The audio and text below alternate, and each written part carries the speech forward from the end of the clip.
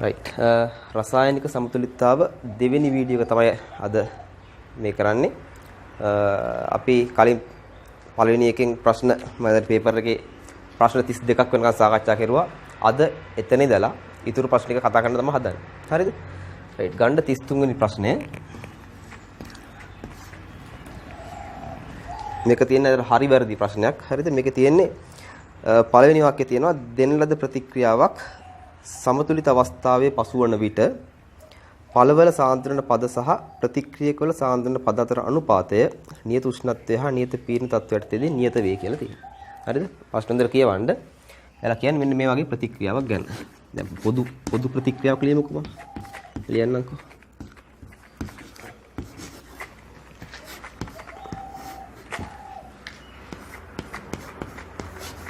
හරිද? මම පොදු වශයෙන් ප්‍රතික්‍රියාවක් ලියුවා. එලා කියන්නේ මෙයා සමතුලිත අවස්ථාවේ ඉන්නකොට මෙන්න මේ ප්‍රතිපලවල සාන්ද්‍රණ අතර අනුපාතය ප්‍රතිපලවල සාන්ද්‍රණ පද අතර අනුපාතය ප්‍රතික්‍රියකවල පද අතර අනුපාතය සමානයි කියලා. ඔය කෙලින්ම කතාවේ කියන්නේ රසායනික සමතුලිතතාව නියමය ඔයා දන්නවද කියලා අහන්න. හරිද? ඒ නියමයෙන් කියන්නේ රසායනික සමතුලිත නියමයෙන් මේ ප්‍රතිපලවල සාන්ද්‍රණ සහ ප්‍රතික්‍රියකවල සාන්ද්‍රණ අතර නියතය නෙමෙයි කියන්නේ සාන්ද්‍රණ විතරක් නෙමෙයි කියන්නේ අපිට කියන්නේ මොකද්ද? රසායනික සමතුලිත නියතයෙන් අපිට කියන්නේ කී කියලා දාන්නම්. මේ ප්‍රතිපලවල සාන්ද්‍රවල දාන්න ඕන එක. විතරක් දාලා මදි. එයාලගේ ස්ටියෝකියෝමෙට්‍රික් සංගුණකයේ මෙයාගේ බලයට නගන්න ඕනේ. හරිද? මෙයාගේ සාන්ද්‍රණය දාලා සමතුලිත අවස්ථාවේ සාන්ද්‍රණ දාලා එයාගේ ස්ටොයිකියෝ සංගුණකයේ බලයට නගන්න ඕනේ. ඔන්න ඔය අනුපාතය නම් උෂ්ණත්වයේ නිතින් නියමිතයක්. මෙන්න මේ K කියන අනුපාතය උෂ්ණත්වයේ නියත විට නියතයක්. හැබැයි මෙන්න මේක බලයට නැගුවේ නැත්තම් ඕක නියතයක් වෙන්නේ නැහැ. එතකොට අනිවාර්යයෙන්ම පොඩි වචනයක ප්‍රශ්නයක් තියෙන්නේ. හරිද? මේ එයාලා කියන්නේ සාන්ද්‍රණ ප්‍රතිපලවල සාන්ද්‍රණ අනුපාතය ප්‍රතික්‍රියකවල සාන්ද්‍රණ අනුපාතයට සමානයි කියලා අනුපාතයේ නියතයක් කියලා කියන උෂ්ණත්වයේ නියතය. ඒ නියතයක් වෙන්නේ මෙන්න මේ බලයට නැගුවාම. හරිද? ඉතින් නැත්නම් හැබැයි මෙතන මෙහෙම තිබ්බොත් මෙයත් 1 1 1 1 හැම එකේම එකේ ඉලක්කම තිබ්බන ඉස්සරහට මේක කතාව හරි. හැබැයි හැම ප්‍රතික්‍රියාවම එහෙම නැහැනේ. හරිද? ඉතින් ඒකින්ද ඒක හරි වචනෙන් කියනවා නම් හරියටම කියනවා නම් මොකද්ද? සාන්ද්‍රණ අනුපාතය තියන්න ඕනේ. හැබැයි සාන්ද්‍රණ මොකද්ද? එයාගේ ස්ටොයිකියෝමෙට්‍රික් සංගුණකය බලයට නගන්න ඕනේ. මේක බලයක් විදිහට කියන්නේ. හරි? කොට මේක තමයි මේ නියතයක් වෙන්නේ. ඒතකොට මේකට තමයි අපි කියන්නේ KC කියලා කියන්නේ. මෙතන ආංශික පීඩන දැම්මොත් KP කියලා තියෙනවා. හරිද? ඉතින් හින්දා අර බලයට නගන කතාව නැති හින්දා ওই වාක්‍යය වැරදි. හරි? පළවෙනි වාක්‍යය තමයි වැරදි කියලා ගන්න වෙන්නේ. දෙවෙනි වාක්‍යය තියෙනවා සමතුලිතතාවයේදී ඵල නිපදවීමේ ශීඝ්‍රතාවය සෑම විටම ප්‍රතික්‍රියක නිපදවීමේ ශීඝ්‍රතාවයට සමානයිලු. මොකද්ද? අපි මෙහෙම කියනවා රසායනික සමතුලිතතාවයේදී ඉදිරි ප්‍රතික්‍රියාවේ ශීඝ්‍රතාවයයි පසු ප්‍රතික්‍රියාවේ ශීඝ්‍රතාවයයි සමානයි කියලා කියනවා. හරිද? රසායනික සමතුලිත අවස්ථාවේ ඉදිරි ප්‍රතික්‍රියාවේ ශීඝ්‍රතාවය සහ පසු ප්‍රතික්‍රියාවේ ශීඝ්‍රතාවය සමානයි කියලා අපි කියනවා. ඒ කියන්නේ ඇත්තටම ප්‍රතික්‍රියාවේ සමස්ත ශීඝ්‍රතාවයක් ගැන මිසක් එක් එක් ප්‍රතික්‍රියකේ ප්‍රතිඵලයට අදාළව නෙමෙයි. දැන් හිතන්නකෝ මෙන්න මෙහෙම ප්‍රතික්‍රියාවක්. හරිද? දෙකක් A. මම දේශි ප්‍රතික්‍රියාව ලියන්න. B. ඔහොම ප්‍රතික්‍රියාවක් තියෙනවා. දැන් මෙතන මෙයාලා කියන්නේ සමතුලිතතාවයේදී ඵල නිපදවීමේ ශීඝ්‍රතාවයයි ප්‍රතික්‍රියක නිපදවීමේ ශීඝ්‍රතාවයයි දෙකම සමානයි කියලා කියන්නේ. සමතුලිතතාවයේදී ඵල නිපදවීමේ ශීඝ්‍රතාවයයි ප්‍රතික්‍රියක නිපදවීමේ ශීඝ්‍රතාවයයි සමානයි කියලා. දැන් මෙහෙම හිතන්නකෝ මෙයාගෙන් එකක් වැය වුණොත් මෙයාගෙන් එක මවුලයක් ප්‍රතික්‍රියා කෙරුවොත් B හැදෙන්නේ කීයක්ද? එකෙන් භාගයයි. 0.5යි. මෙයාගෙන් එකක් වැය වුණොත් මෙයා හැදෙන්නේ 0.5යි. මෙයාගෙන් 0.5 වැය වුණොත් මෙයාගෙන් 0.5ක් වැය වුණොත් මෙයා හැදෙන්නේ කීයක්ද? එකක් හැදෙනවා. මෙයාගෙන් දෙකක් වැය වුණොත් මෙයාගෙන් 4ක් හැදෙනවා. තේරුණාද? මෙයාගෙන් 5ක් වැය වුණොත් මෙයාගෙන් හම්බෙන්නේ 2.5යි. හරි? මෙයාගෙන් 6ක් වැය වුණොත් මෙයාගෙන් හම්බෙනවා කීයක්ද? 12ක්. හරි? මෙයාගේ දෙගුණයක් නේ. එහෙනම් ඇත්තට වට පේනවා මොකද්ද? ඵල නිපදවීමයි ප්‍රතික්‍රියක නිපදවීමයි ශීඝ්‍රතාව සමාන වෙන්නේ නැහැ. හරිද? හැබැයි අපි කියනවා එහෙමයි. ඉදිරි ප්‍රතික්‍රියාවේ සමස් ශීඝ්‍රතාවයයි පසු ප්‍රතික්‍රියාවේ ශීඝ්‍රතාවයයි සමතුලිතතාවය සමානයි. ඒ කතාව වෙනස් මේක වෙනස්. හරිද? ප්‍රතිඵලයකට ප්‍රතික්‍රියකට සාපේක්ෂව කියන්න බෑ අපට. දැන් ඔය කතාවත් වැරදි. මොකද එලා කියන්නේ ඵල නිපදීමේ ශීඝ්‍රතාවයයි ප්‍රතික්‍රියාවේ නිපදීමේ ශීඝ්‍රතාවය සමානයි. මෙයාලට පේනවා මෙතනින් මෙයාගේ එකක් වැය වුණොත් මෙයාගේ 0.5ක් හැදෙන්නේ. මෙයාගේ 0.5ක් වැය වුණොත් මෙයාගෙන් එකක් හැදෙන්නේ නේද? මෙයාගෙන් 4ක් වැය වුණොත් මෙයාගෙන් 2යි හැදෙන්නේ නේද? ඒ දෙපැත්තටම ගත්ත හැකි. මෙයාගෙන් 2.5ක් වැය වුණොත් මෙයාගෙන් 5ක් හැදෙනවා. ඉතින් සමාන නැහැ. එහෙනම් හැබැයි ඔක මෙහෙම තිබ්බනම් හරියේ. මෙහෙම තිබ්බනම් මොකද කියන්නේ? දැන් වැඩේ හරි. තේරුණාද? මෙහෙම තිබ්බනම් කතාව සාධාරණයි. නේද? දැන් මෙයාගෙන් එකක් වැය වුණොත් මූගෙත් එකක් හැදෙනවා. හරි? මෙයාගෙන් එකක් වැය වුණොත් මෙයාත් එකක් හැදෙනවා. එතකොට නම් කතාව සාධාරණ. හැබැයි හැම වෙලෙම කියන්න බෑ. ඒක නිසා දෙවෙනි වාක්‍යයත් අපිට වැරදි කියන්න වෙන්නේ. මතක තියාගන්න සමතුලිතතාවයේදී ඉදිරි ප්‍රතික්‍රියාවේ ශීඝ්‍රතාවය පසු ප්‍රතික්‍රියාවේ ශීඝ්‍රතාවය සමානයි. ඒ කියන්නේ එක් ප්‍රතික්‍රියකට සාපේක්ෂව සමස්ත ශීඝ්‍රතාවය ගැන මේ කතා කරන්නේ. හරිද? රයිට්. වාක්‍ය දෙකම වැරදි. ඒක 33 වෙනි උත්තරේ අපිට ගන්න වෙන්නේ 5 වෙනි එක කියලා.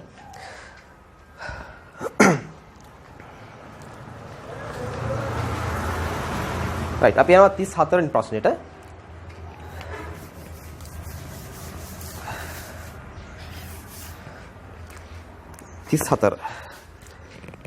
දීලා තියෙනවා සංවෘත බඳුනක් තුල 3 ATM පීඩනයක් යටතේ කාබන් ඩයොක්සයිඩ් වායුව සමග ස්පර්ශ පවතින ජලය අන්තර්ගත වේ. බඳුනක් තියෙනවා. හරි. මේ බඳුනේ ජලය තියෙනවා. හරි. ජලය තියෙනවා. ඇතුලේ ඉන්නව කවුද? මේ ජලය. තව කාබන් ඩයොක්සයිඩ් තියෙනවා. ස්පර්ශ වෙලා ඉන්නේ. මේක කියනවා සමතුලිතතා ගණනාවක් තියෙනවා. ගණනාවක් තියෙනවා සමතුලිතතා. ප්‍රතික්‍රියා නෙමෙයි සමතුලිත ප්‍රතික්‍රියා. හරි. ජලය කාබන් ඩයොක්සයිඩ් පරිපූර්ණ හැසිරේ නම් සමතුලිතතා ගණන කීයද කියලා අහන්නේ. කොච්චරක් තියෙනවද? එක එක ලියලා බලමු. හරිද? එතකොට ඔයාලට තේරෙයි සාමාන්‍ය අපි හිතන වඩා ගොඩක් තියෙනවා. හරිද? එකක් තමයි මෙහෙම. කාබන් ඩයොක්සයිඩ් වායුව තියෙන්නේ. CO2 ගෑස් කියන එක. මෙයා ප්‍රත්‍යාවර්තක ප්‍රතික්‍රියාවක් සිද්ධ වෙන මොකද්ද? ජලයේ දියවීම. CO2 ජලයේ දියවීම. එකක්. ඊළඟට දිය වෙච්ච කාබන් ඩයොක්සයිඩ් තියෙන්නේ. මෙයා ප්‍රතික්‍රියා කරන කාත් එක්කද? ජලයත් එක්ක. කවුද හැදෙන්නේ?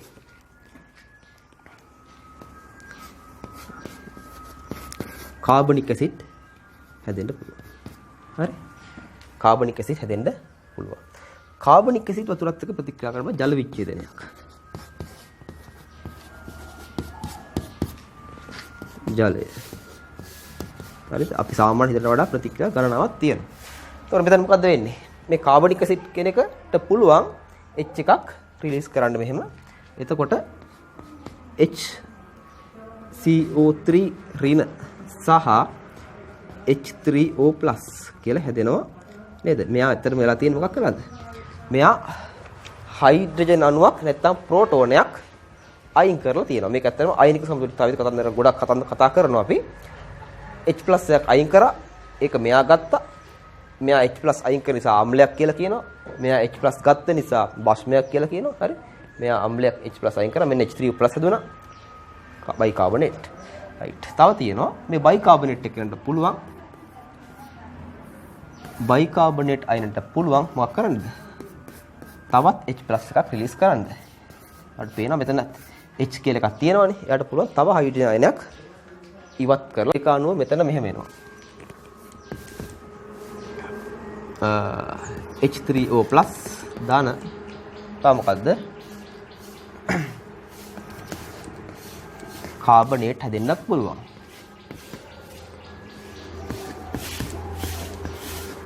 හරි? එතන 4යි. තව මොනවද තියෙන්නේ? තව මෙහෙම එකක් තියෙනවා.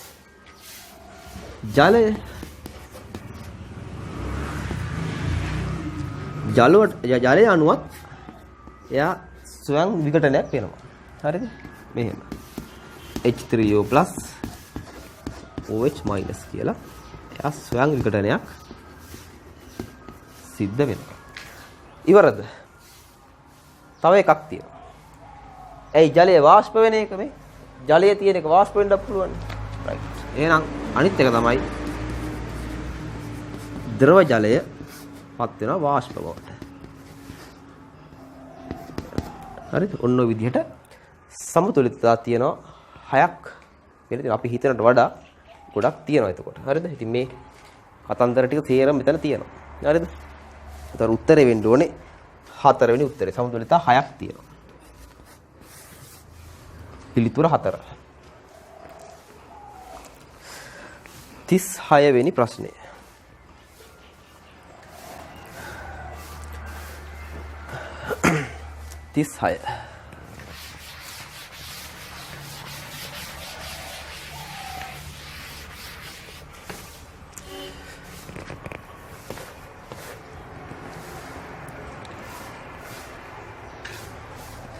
මේක තියෙන්නේ 35 නේද අපිට තියෙන්නේ 35.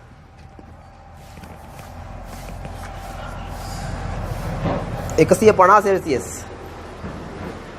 සෙල්සියස් 150 දී පහත සමතුලිතතාවය සලකන්න ප්‍රතික්‍රියාවක් දීලා තියෙනවා මේ 150 දී වෙන්නේ කියලා. වායු අවස්ථාවේ තියෙන A තියෙනවා.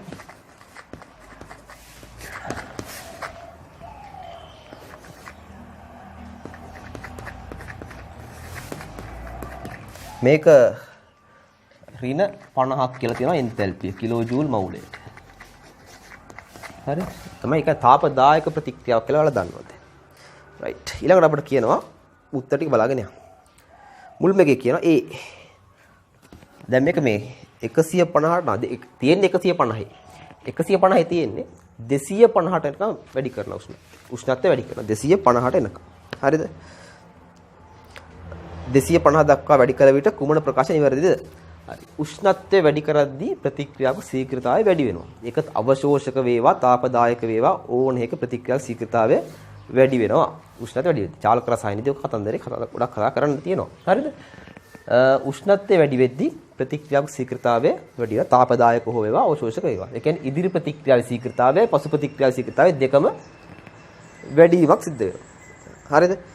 මොයක කියන්නේ පළවෙනි වාක්‍යයේ ආරම්භයේ ඉදිරි ප්‍රතික්‍රියාවේ ශීඝ්‍රතාවය ආපසු ප්‍රතික්‍රියාවේ ශීඝ්‍රතාවයට වඩා වේගයෙන් ඉහළ යයි. දෙකම ඉහළ යනවා තමයි.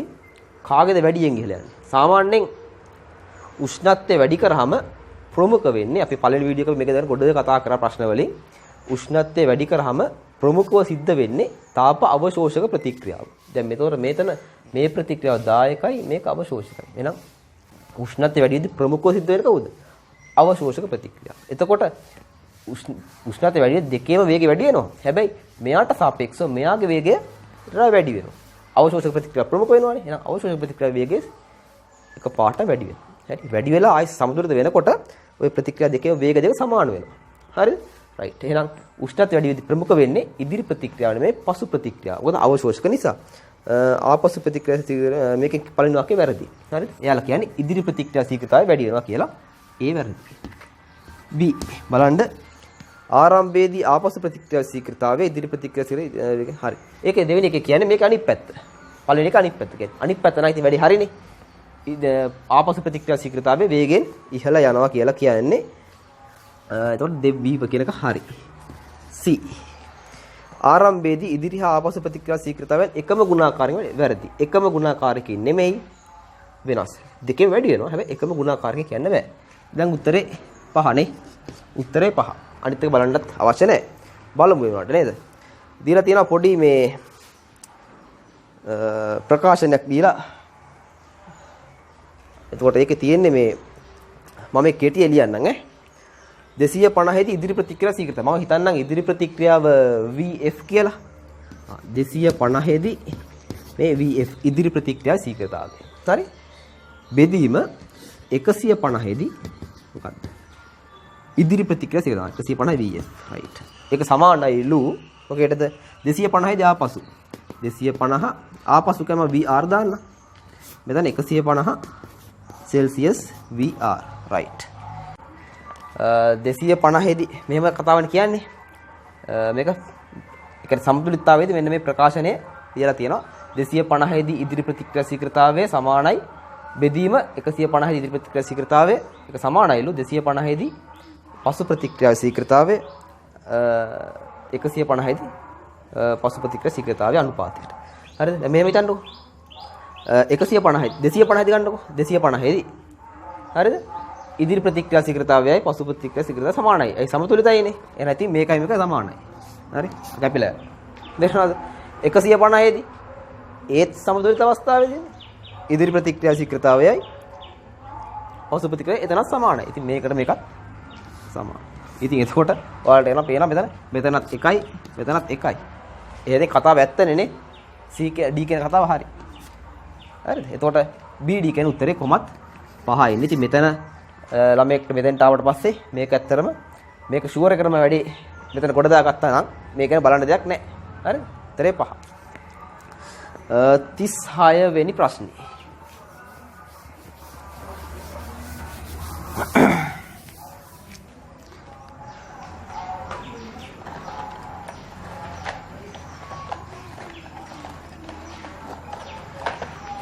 හරි 36 වෙනි ප්‍රශ්නේ තියෙනවා ලේ චටලිය මූල ධර්මයට සම්බන්ධ මෙතන උත්තරේ 5 36 ලේ චටලිය මූල ධර්මයේ සම්බන්ධ කුමන වගන්තිය සත්‍ය වේද මොකද්ද හරි කියලා අහන්නේ හරිද එය ඕනෑම සමජාතීය සමතුලිතතා පද්ධතියකට යෙදිය හැක නිවැරදි හරි සමතුලිත පද්ධතියකට දෙන්න පුළුවන් ඒක හරි B කියන එක බලන්න රසායන ප්‍රතික්‍රියාවක් ශීඝ්‍රතාවයේ සාන්ද්‍රණය මත රඳා පැවතීම විස්තර කිරීමට භාවිත කළ හැක වැරදි. ශීඝ්‍රතාවයත් සමග රසායනික සම්පූර්ණතාවය ලේ චැස්ලිය මූල ධර්මයේ පටල ගන්න එපා. ශීඝ්‍රතාවය වෙනම සංකල්පයක්, චාලක රසායන වෙනම සංකල්පයක්, සම්පූර්ණ සංකල්පය වෙනම සංකල්පයක්. එතකොට ලේ චැස්ලිය මූල ධර්මයේ ශීඝ්‍රතාවය සම්බන්ධ ප්‍රකාශනයක් කරන්න අපට පැහැදිලි කරන්න බෑ. හරිද? එහෙනම් B කියන වාක්‍යය වැරදි කියලා ගන්න වෙන්නේ. C ගන්න වායු නිකුත් වන සමතුලිත ප්‍රතික්‍රියා පිළිබඳ නිවැරදිව ලබා නොදේ අපි ගණන් හදනව නැති වෙන්නේ. ලේ චැස්ලිය මූල ධර්මයෙන් ගණන් හදනවනේ දාලා. නේද? ප්‍රතික්‍රියා මේ පැත්තට යනවා කියන්නේ මේකට දෙපැත්තට යන ආකාර පැහැදිලි කරනවානේ. වායු තියෙනවා වායු තියෙනවම තමයි ගොඩක්ම කරන්න වෙන්නේ නේද? රයිට්. එහෙනම් C කියන එක වැරදි. හරිද? වායු පද්ධති වලට යොදන්න පුළුවන්. මේක කියන්නේ ලබා නොදේ කියලානේ. එහෙනම් වැරදි. D කියන බලන්න වායු කලාපයේ සමතුලිත පද්ධතියකට නිෂ්ක්‍රීය වායු එකතු වලට දෙන නිෂ්ක්‍රීය වායුවක් එකතු වලට ඇතිවන වෙනස විස්තර කිරීමට භාවිතා කළ හැකිය. ඒක හරි. නිවැරදි. හරි. දැන් උත්තරේ 4. right. අපි යමු 37 වෙනි ප්‍රශ්නෙට.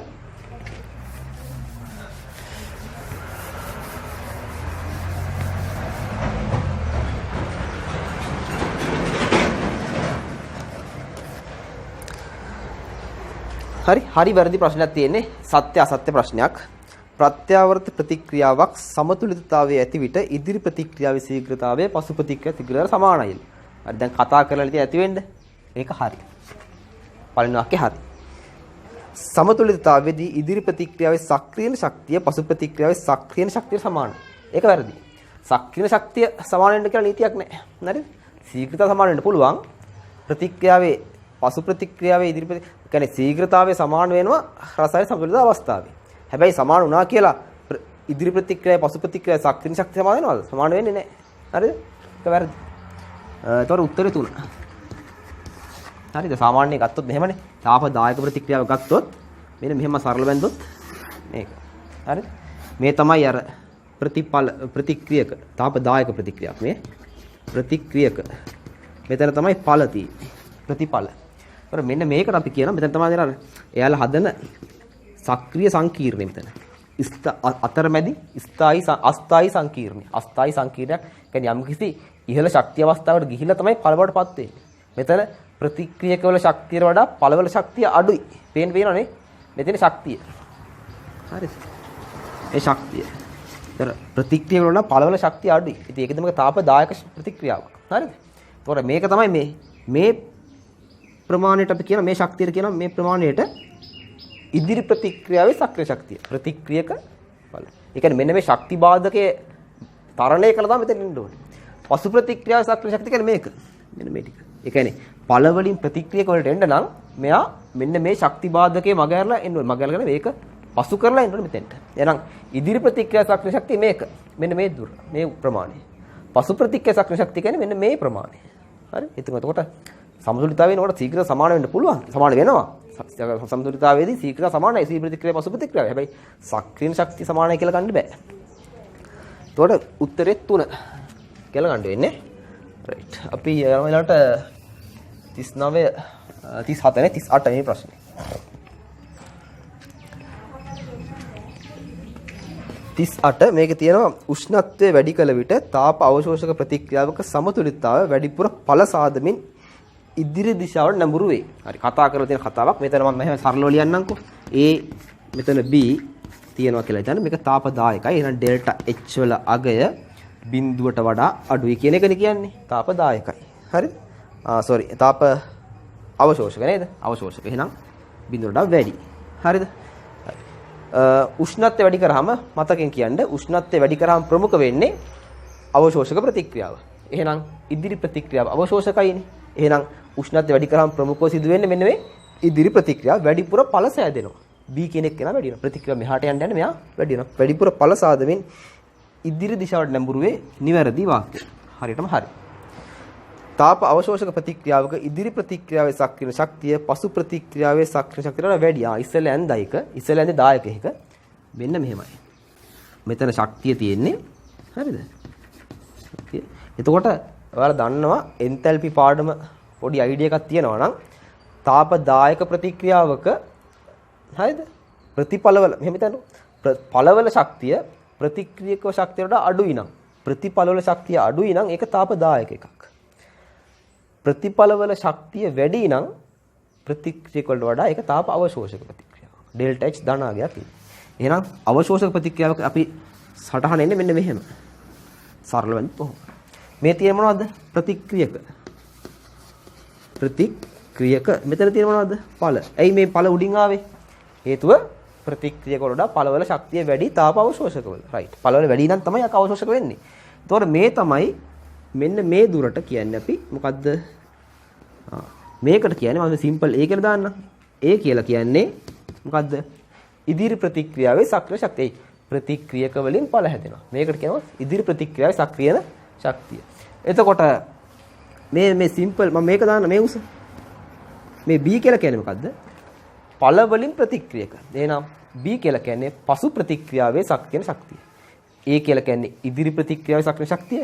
B කියලා කියන්නේ පසු ප්‍රතික්‍රියාවේ සක්‍රීය ශක්තිය. රයිට්. එහෙනම් මේ අපිට කියනවා අවශෝෂක දැන් අවශෝෂක නම් මෙහෙම හැදෙන්නේ. හරිද? ඉදිරි ප්‍රතික්‍රියාවේ සක්‍රීය ශක්තිය පසු ප්‍රතික්‍රියාවේ සක්‍රීය ශක්තියට වඩා වැඩි වේ. බලන්න. ඉදිරි ප්‍රතික්‍රියා සක්‍රීය ශක්තිය පසු ප්‍රතික්‍රියා සක්‍රීය ශක්තියට වඩා වැඩි වේ. රයිට්. හරි නේද? ඉදිරි ප්‍රතික්‍රියාව මේක පසු ප්‍රතික්‍රියාව මේක. මේක දැක්කම පේනවා ශක්තිය මෙතන වැඩි. එහෙනම් A කියන එක යන දිරට වැඩි. ඒ කියන්නේ ඉදිරි ප්‍රතික්‍රියා සක්‍රීය ශක්තිය පසු එකට වඩා වැඩි. එහෙනම් දෙවෙනි වාක්‍යයත් හරි. හරි? දෙවෙනි වාක්‍යයත් හරි. දෙකම හරි. පැහැදිලි කිරීමක් තියනවද?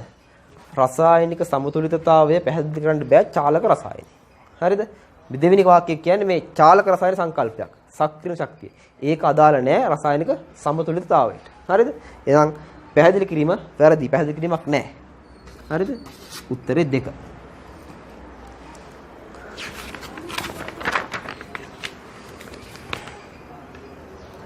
රයිට් අපි හදමු 39 වෙනි ගාන.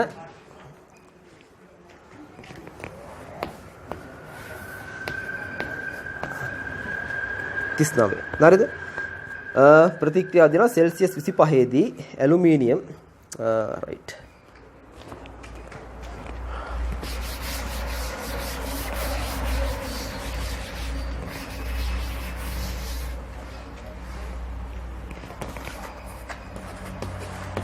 බලන්නකො මෙතන ප්‍රතික්‍රියා දෙනවා මෙන්න මෙහෙම.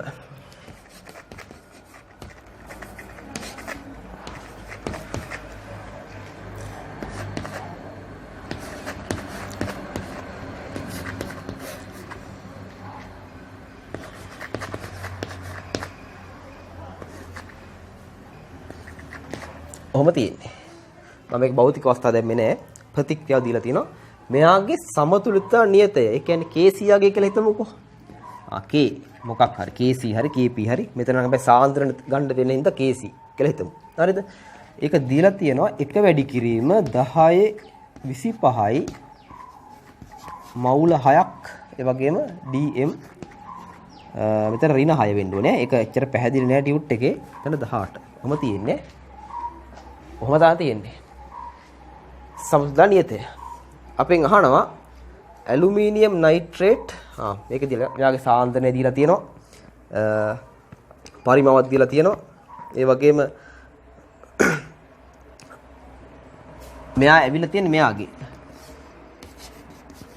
ඇලුමිනියම් නයිට්‍රේට් වලින් ඇවිල්ලා තියෙන්නේ.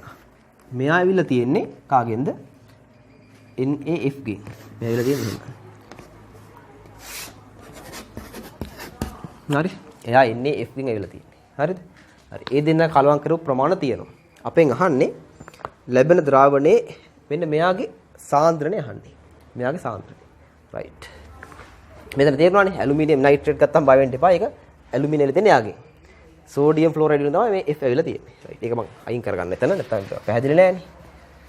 රයිට්. දැන් බලන්න මෙතන ළමයි ගොඩක් ඔක පටල ගන්නවා මොකද්ද? මෙන්න මේ ප්‍රත්‍යවර්ත මාක් එක තියෙන නිසා ළමයින්ට හිතෙනවා මේක මොකද්ද? රසායන සමතුලිතතාව ප්‍රශ්නයක් නේද? කේත් අගය දීලා තියෙනව නේද? කේ අගයක් තියෙනවා. එහෙනම් අනිවාර්යෙන්ම අර මොකද්ද? ආරම්භක මවුල ප්‍රතික්‍රියා කළ මවුල නේද?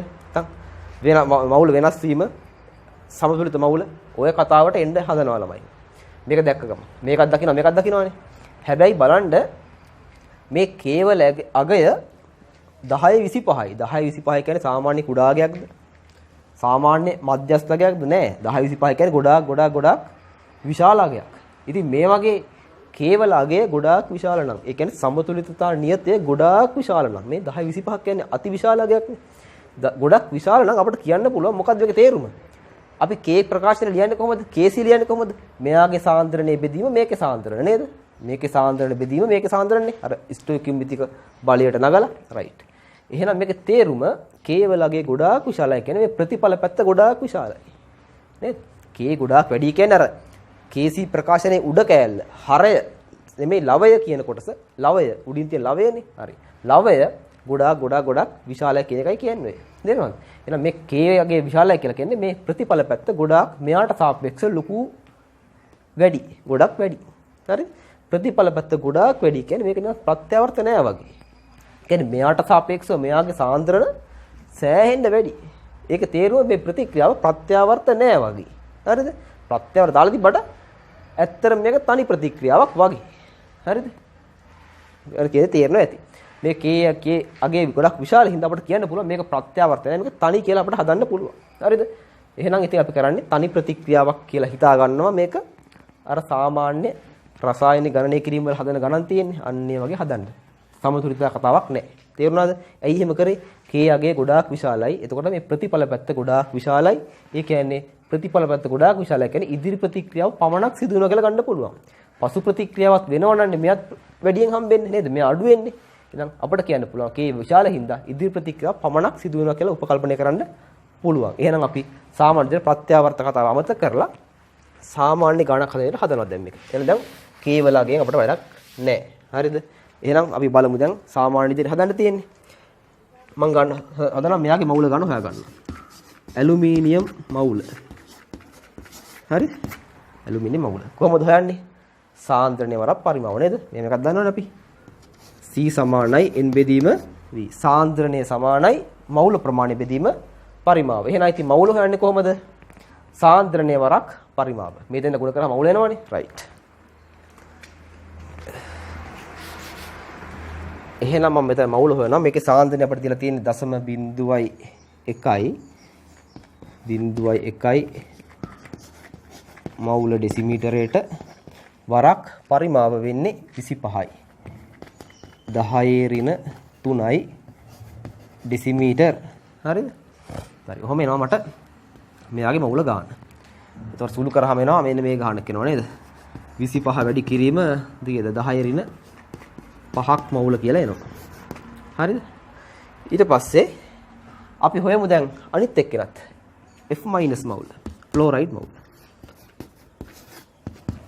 සාන්ද්‍රණය යගේ තියෙනවා 0.1 කියලා. 0.1 ඒකේ පරිමාව 25ක් කියලා ගන්නෙ. වෙන 3යි. හරි? ඩෙසිමීටර්. ඒක සුළු කරාම අපිට එනවා කීයක්ද? 2.5යි 25යි 10^4යිනේ. ඒ කියන්නේ 10^5ක් කිව්වොත් 250යි 10^5ක් කියලා එනවා. මම මේ පහටම ගත්තා. හරි?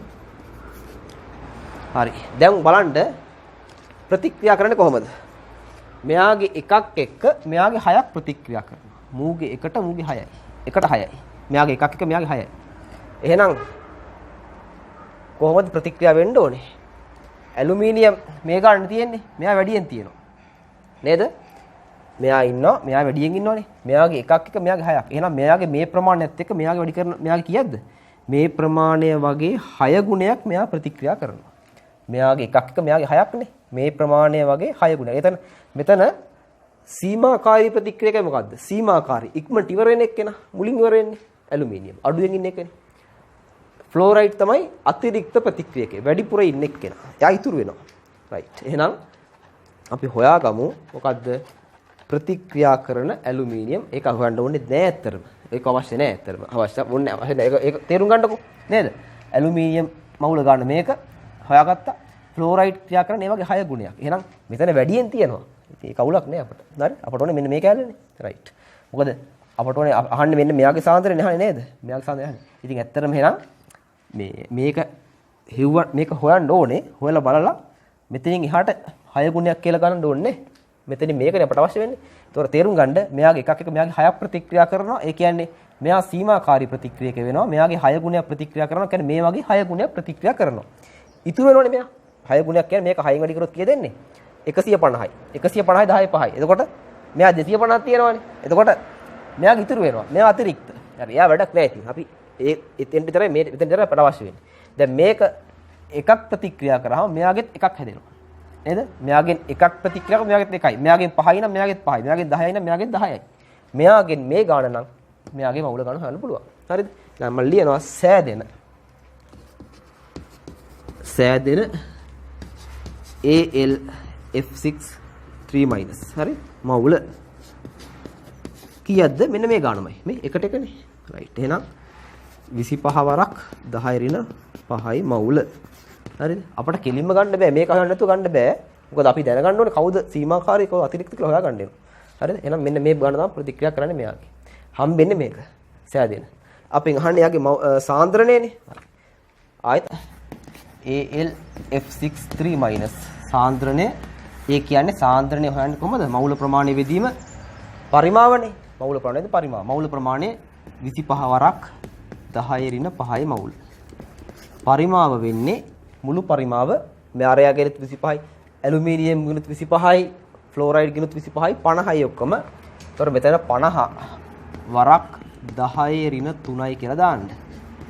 මවුල එනවා. එතකොට සුළු කරාම වෙනවා 0.5යි 10 ඍණ 2යි 10 ඍණ 2යි මවුල ඩෙසිමීටර් කියලා එනවා. ඒ කියන්නේ උත්තරේ මේක දීලා තියෙන එක හැටියට 0.05යි.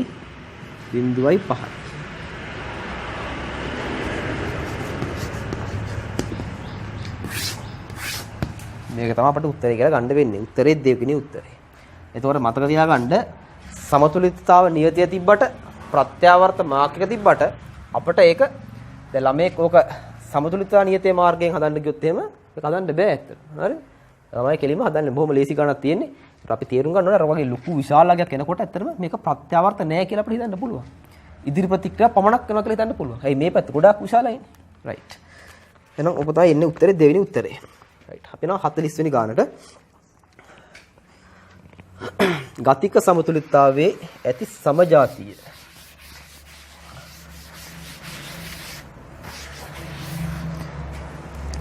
ඒව තියෙන්නේ ගතික සමතුලිතතාවයේ ඇති සමජාතීය ප්‍රතික්‍රියා පද්ධතිය සම්බන්ධයෙන් කුමන ප්‍රකාශයේ සත්‍ය වේද? ඉදිරි පසු ප්‍රතික්‍රියා වේග නියත සමාන වේ. වේග සමානයි. හරි? පටල ගන්න එපා මේ කතන්දර 40.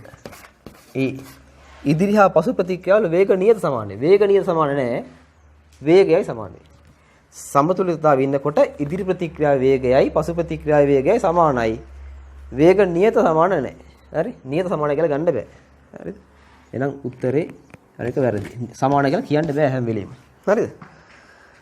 ඕනෑම වෙලාවක ප්‍රතික්‍රියාවේ සියලු සංරචක වල සාන්ද්‍රණ නියත වේ. රයිට්. ප්‍රතික්‍රියාවක් සමතුලිත වෙන්නකොට යාළගේ සාන්ද්‍රණ වෙනස් වෙන්නේ නැහැ. අපිට පේන්නේ නිකන් ප්‍රතික්‍රියාව නතර වෙලා වගේ. නතර වෙලා නැහැ. තේරුණාද? දැන් මේක හිතන්නකෝ. AB ඔහොම තියනවා කියලා ප්‍රතික්‍රියාව සමතුලිත අවස්ථාවේ මෙයාගේ සාන්ද්‍රණය නියතයි. අපට පේන්නේ බාහිරින් බලන අපට පේන්නේ ප්‍රතික්‍රියාව සිද්ධ වෙලා ඉවරයි වගේ.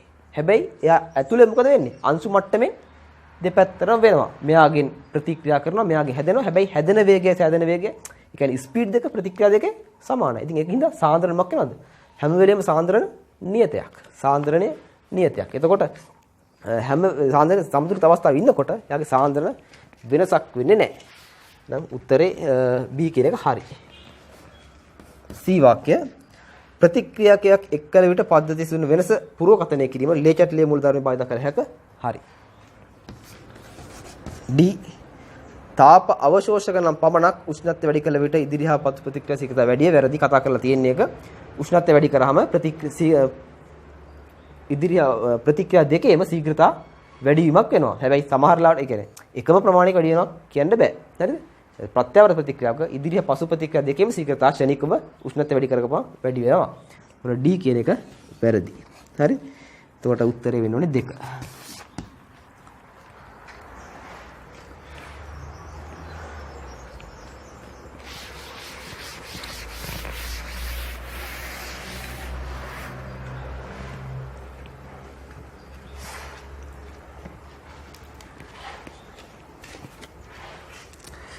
වෙනවා 41 වෙනි ගානට මේ වගේ ගණන් ටිකක් හම්බුණා කලින්. හරිද? කලින් වීඩියෝ එකේ තිබ්බා මේක ඒ කියන්නේ ඉතුරු මුල් හරිය ප්‍රශ්න වල වෙන වගේ ගණන් තිබ්බා මම එක හැදුවා ඒ ගණන් ටික. අපිට දීලා තියෙනවා මෙන්න මෙහෙම. යම් කිසි උෂ්ණත්වයකදී හරිද මේ 41 මෙහෙම ප්‍රතික්‍රියාවක් තියෙනවා. මේකේ සමතුලිත නියතය K1 කියලා කියනවා. K1 සමතුලිතතා නියතය. තව එක්කෙනෙක් ඉන්නවා B කියන එක්කෙනා CD. හරිද? ඒතකොට මේකේ K2 කියලා කියනවා. එම උෂ්ණත්වයේදීම මෙන්න මේක යහන්නේ.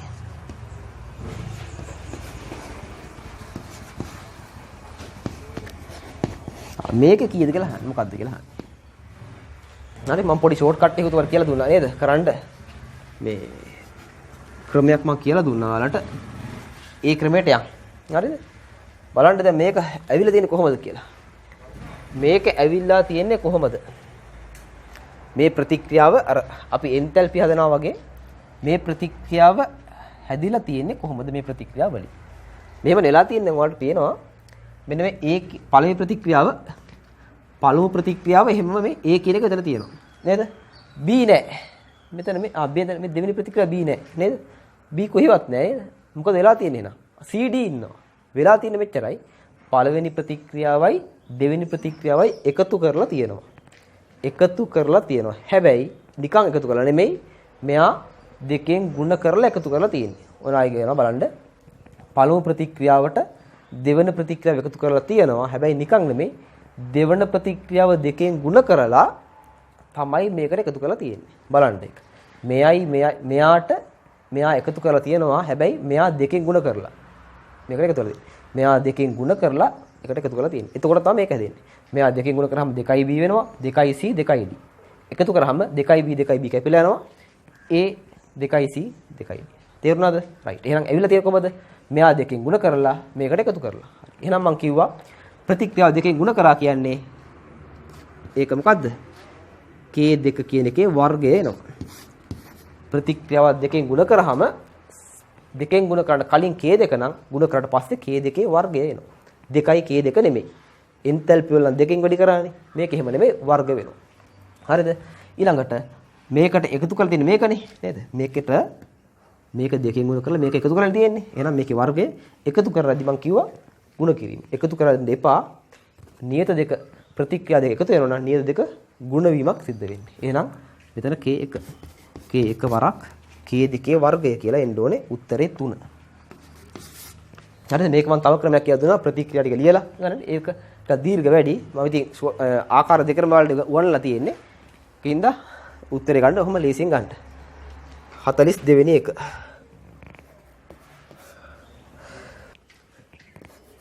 ඒ ලික්විඩ් කියලා තියෙනවා. ධන 3ක් B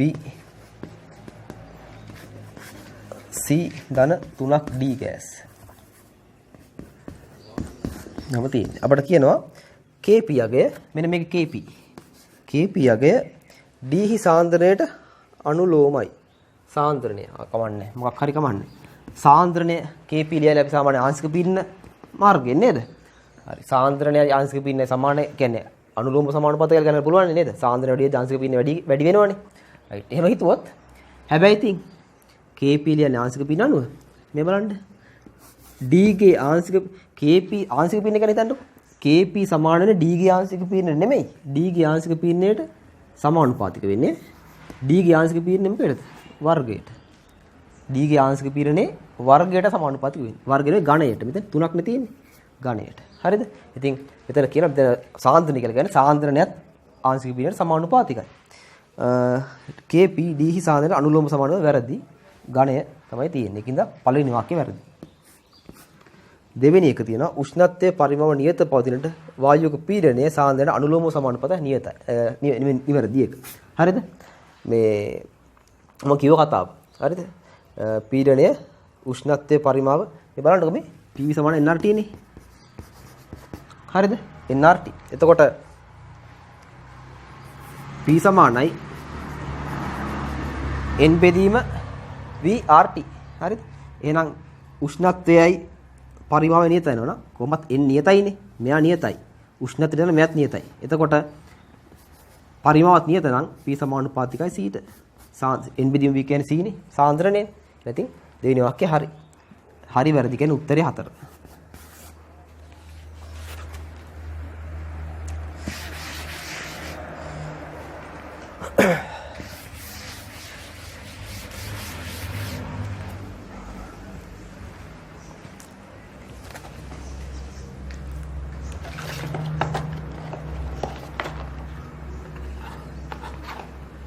හතලිස් තුන්වෙනි එක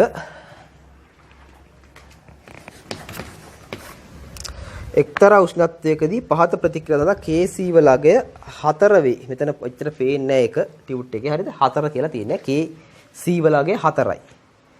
ඒකෙදි අපිට කියන්නේ CO වල සාන්ද්‍රණය. මෙන්න මේ ප්‍රතික්‍රියාව තියෙන්නේ. භෞතික අවස්ථාව මම දාන්නේ නැහැ. සේරම ගෑස් කියන අවස්ථාවේ තියෙන්නේ.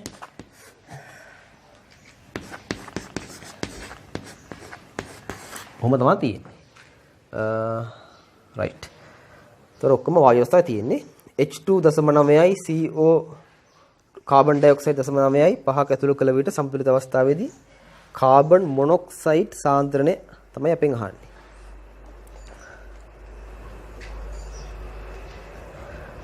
රයිට්. ආරම්භයේදී අපි දන්න ආරම්භයේදී ආරම්භක මවුල හරි ආරම්භක කොච්චරක් තියෙන්නේ 0.9යි මෙයාගෙත් 0.9යි මෙයාලගේ ආරම්භයේදී නෑ හරිද ඊට පස්සේ සමතුලිත අවස්ථාවේදී අපි හිතමු මෙයාගෙන් x ප්‍රමාණය ප්‍රතික්‍රියා කරලා කියලා වෙනස ඒ කියන්නේ වෙනස් වෙන ප්‍රමාණය අඩු වෙන ප්‍රමාණය මෙයාලගේ වැඩි වෙන ප්‍රමාණය මම හිතන්නේ මෙයාගේ x ප්‍රමාණයක් අඩු වෙනවා කියලා මූගෙත් අඩු වෙන කීයද x ප්‍රමාණයක් හරිද එකට එකනේ මෙයාගේ හැදෙනවා x ප්‍රමාණයක් හැදෙනවා මෙයාගේ හැදෙනවා x ප්‍රමාණයක් හරිද එහෙනම් සමතුලිත අවස්ථාවේ මවුල සමතුලිත විට මවුල එනවා මට 0.9 ඍණ x මෙතනත් 0.9 ඍණ x මෙතනත් මෙතන x මෙතනත් x right kc යගෙන ඉඳලා තියෙන්නේ එහෙනම් සියලුම පද සාන්ද්‍රණයෙන් බෙදන්නත් ඕනේ හරි එහෙනම් සමතුලිත විට සාන්ද්‍රණ මෙයා බෙදනවා කීයද 0.5 පරිමාණය බෙදන්න ඕනේ 0.5 5 ඩෙසිමීටර් 5 ඒකක දැම්මේ නෑ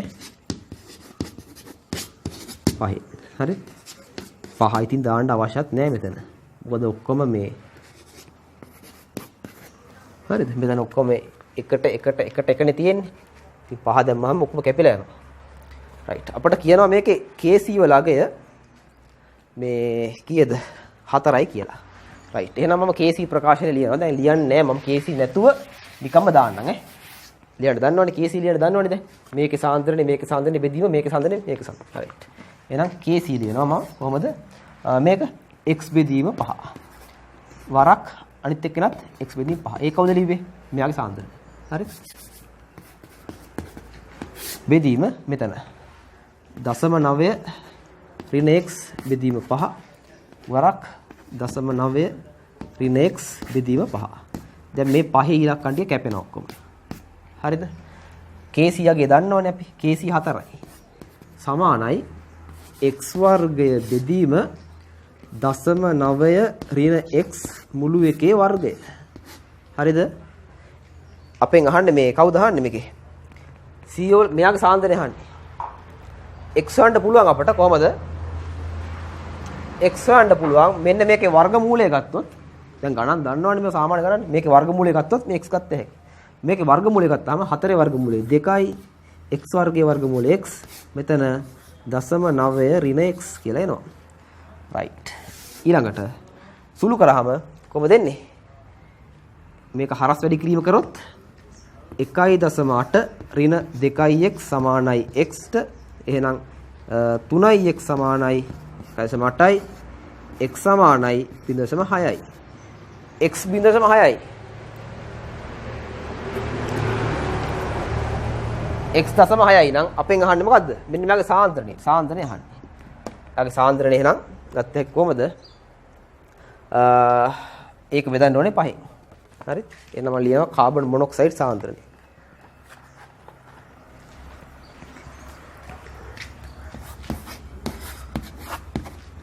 මවුල 0.6යි බෙදන්න ඕනේ පරිමාවෙන් 5යි. ඩෙසිමීටර්. උත්තරය එනවා කීයද?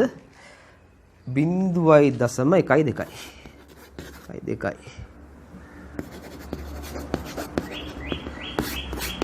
හරි? උත්තරේ වෙන්නේ පළවෙනි එක.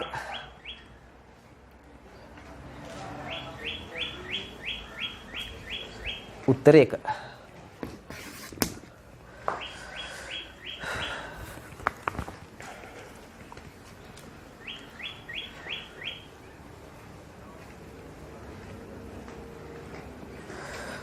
හතලිස් හතරවෙනි එක.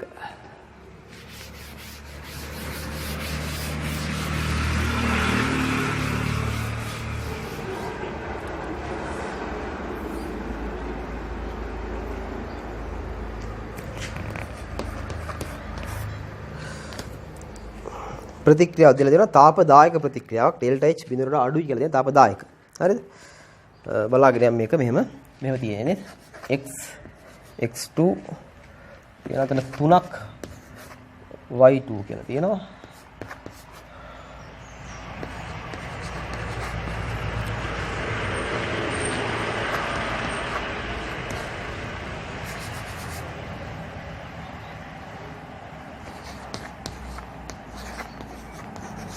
තාපදායක. හරි?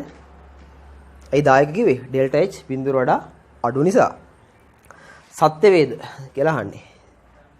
පළවෙනි වාක්‍යය. නියත උෂ්ණත්වයේදී පීඩනය වැඩි කිරීමෙන් සමතුලිතතාවයේදී xy3 වැඩි වෙනවා. හරි මේක අපි කලින් ගොඩ කරා මේ වගේ වුණා. හරිද? පීඩනය වැඩි කරොත් මොකද වෙන්නේ? ප්‍රෙෂර් එක වැඩි කරොත් පීඩනය වැඩි කරොත් අඩු කරගන්න ඕනේ. පීඩනය අඩු කරගන්න නම් වායු මවුල අඩු කරගන්න ඕනේ. වායු මවුල අඩු වෙන පැත්ත කියන්නේ මේ පැත්ත. නේද?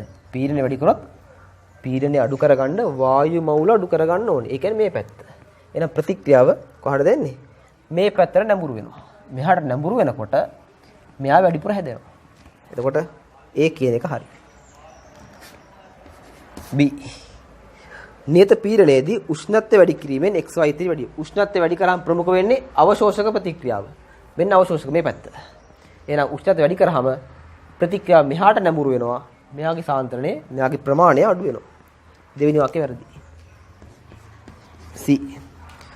නියත පීඩනයේදී උෂ්ණත්වය වැඩි කිරීමෙන්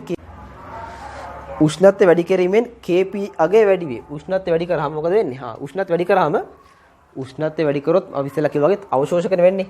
උෂ්ණත්වය වැඩි කරාම මෙන්න මේ කට්ටිය තමයි වැඩි වෙන්නේ. උෂ්ණත්වය වැඩි කරාම ප්‍රතික්‍රියාව මේ පැත්තට යනවා. ප්‍රතික්‍රියක පැත්ත වැඩි වෙනවා. මෙයාලා වැඩි වෙනවා, මෙයා අඩු වෙනවා. ඉතින් ප්‍රතිඵල පැත්ත අඩු වෙනකොට Kp අගය මොකද වෙන්න ඕනේ? අඩුවීමක් නෙවෙන්න ඕනේ. ඇයි? Kp ප්‍රකාශනයේ උඩින් ඉන්නේ කවුද? ලවයේ විදිහට ඉන්නේ පළ ඉන්නේ. මෙයා ඉන්නේ. මෙයා තමයි හරය. දැන් උෂ්ණත්වය වැඩි වෙද්දි මෙයාලා වැඩි වෙන්නේ. මෙයාලා වැඩි වෙනකොට අර ප්‍රකාශනයේ යට කොටස නේද? හරය වැඩි වෙනවා. නේද? KP ප්‍රකාශනයේ උඩින් ඉන්නේ මෙයානේ. උඩින් මෙයානේ ඉන්නේ. මෙයාලනේ යටි. තේරුණාද? උෂ්ණත්වය වැඩි කරාදී මෙයාලානේ වැඩි වෙන්නේ. යට කොටස වැඩි වෙනවා. යට කොටස වැඩි වෙනවා මේ උඩ එක්කන අඩු වෙනවනේ. KP යගේ අඩු වෙන්න. ඔය හදන්න. ඒතර C කියන එකත් වැරදි. D කියන එක පීඩනය වැඩි කිරීමෙන් KP යගේ වැඩි වේ. පීඩනය වැඩි කරා කියලා KP වැඩි වෙන්නේ නැහැ. උෂ්ණත්වය මත විතරයි වෙනස් වෙන්නේ. ඒක Dත් වැරදි. උත්තරේ 1. සෝරි උත්තරේ 5. 45 වෙනි එක මෙතන පොඩ්ඩක් පේපර් එකේ එක පොඩ්ඩක් වැදිලා නැහැ. සමහර දැන් ටික මම කියන්නම් ඒ ටිකක්. සමහර අන්තිම හරිය හොයන්න බෑ ඒකේ. රසායනික සම්පූර්ණිත පද්ධතියක සමතුලිතතා නියතේ ඒකක තුලිත සමීකරණය මගින් අපෝහණය කළ හැක. හරි. ඒකක අපිට කියන්න පුළුවන් සමීකරණ දිහා බලලා නේද? අර ස්ටොයිකියුමේ සංගුණක දිහාම බලලා ඒකක KP KC වල ඒකක අපිට කියන්න පුළුවන්. එහෙනම් A කියන එක හරි. B කියන එකේ තියෙන්නේ එතන පොඩ්ඩක් හොයන්න අමාරුයි. තාපදායක හා අවශෝෂක ප්‍රතික්‍රියා දෙවර්ගයේම සමතුලිතතා නියතය උෂ්ණත්වය සමග වෙනස් වේ. එතනදී උෂ්ණත්වය සමග වෙනස් වේ කියලා. ඒ කියන්නේ සමතුලිත කියන්නේ KP KC නේ උෂ්ණත්වය සමග වෙනස් වෙනවා. ඒක හරි. C විවෘත පද්ධතිවල වායු කලාපයේ ද්‍රව කලාපයේ වායු කලාපයේ සහ ද්‍රව කලාපයන දෙකේම රසායනික ප්‍රතික්‍රියාවල සමතුලිතතාවය කරා එළඹිය හැක. විවෘත පද්ධති වලට සමතුලිතතාවක් තන්දරයක් නැහැ. තේරුණාද? පද්ධතිය සංවෘතවම තියෙන්න ඕනේ රසායනික සමතුලිතතාවය කතාව කියන්න නම්. විවෘත පද්ධතියක් සමතුලිත අවස්ථාවට එන්නේ නැහැ. හේතුව විවෘත පද්ධතියක මේ ප්‍රතිඵල වලට එයාගෙන් අයින් වෙලා යන්න පුළුවන් නේ. තේරුණාද? කියන්නේ විවෘත පද්ධතියක මේ විවෘත පද්ධතියන ප්‍රතිඵල හැදෙනවා කියන්නකො ප්‍රතික්‍රියක හා ප්‍රතිඵල වලට පද්ධතියෙන් එළියට යන්න පුළුවන් නේ. විවෘත පද්ධතියක ඉතින් විවෘත පද්ධතියේ පද්ධතියෙන් එළියට ඔය ප්‍රතික්‍රියක ප්‍රතිඵල එහාට මෙහාට යනවා නම් ආයි සමතුලිතතාව ළඟා වෙන්න බෑ යාට. නේද? එහෙනම් රසායනික සමතුලිතතාව යොදන්නේ හැම වෙලෙම සංවෘත පද්ධතිය වලට. ඒ කියන්නේ අර එළියාව එළියට යන්න බෑ අපට. පද්ධතියෙන් එළියට ගියොත් සමතුලිතතාවයක් තියෙන්න බෑනේ. රයිට්. එහෙනම් C කියන එක වැරදි. විවෘත පද්ධතියට රසායනික සමතුලිතතාවය යොදන්න බෑ. කතාවක් නෑ. සමතුලිතතාවයක් නෑ. හරි? D කියන එක බලන්න සමතුලිත ප්‍රතික්‍රියාවක් සමතුලිත ප්‍රතික්‍රියා දෙකක හෝ කිහිපයක එකතුවක් ලෙස ලිවිය හැකි නම් මුල් ප්‍රතික්‍රියාවේ නියතය එකතුව මගින් වැරදි. හරිද? කියන්නේ එහෙමයි සමතුලිත ප්‍රතික්‍රියාවක් සමතුලිත ප්‍රතික්‍රියා දෙකක හෝ කිහිපයක එකතුවක් ලෙස ලිවිය හැකි නම් අපි ගණන් හැදුවා ඒ වර K ප්‍රතික්‍රියා දෙකක් කියලා මම කිව්වේ දෙකෙන් වැඩි කරාම K වර්ග වෙනවා කියලා. අන්න එහෙමයි වුණා. ලිවිය හැකි නම් මුළු ප්‍රතික්‍රියාවේ සමතුලිතතා නියතය එක් එක් ප්‍රතික්‍රියාවේ නියතවල එකතුව මගින් නෙමෙයි දෙන්නේ ගුණිතයෙන්. හරිද? ඒකත් වැරදි. දෙක. ඒ කියන්නේ ප්‍රතික්‍රියා දෙකක් ලියන්න පුළුවන් නම් එකතුවක් විදියට. ප්‍රතික්‍රියා දෙකක් එකතු කරලා තනි ප්‍රතික්‍රියාවක් එනවා නම් ඒ තනි ප්‍රතික්‍රියාවේ නියතේ එන්නේ අර දෙන්නගේ නියතවල එකතු වෙන්නේ නෙමෙයි ගුණිතේ. මෙතන තියෙන එකතුවෙන් කියන එක වැරදි. උත්තර දෙක. 46යි. අන්න දැන් ඒකටම අදාළ ගණනක් තියෙනවා 46යි. හරි? 46 ඕකටම අදාළ ගණනක් තියෙනවා.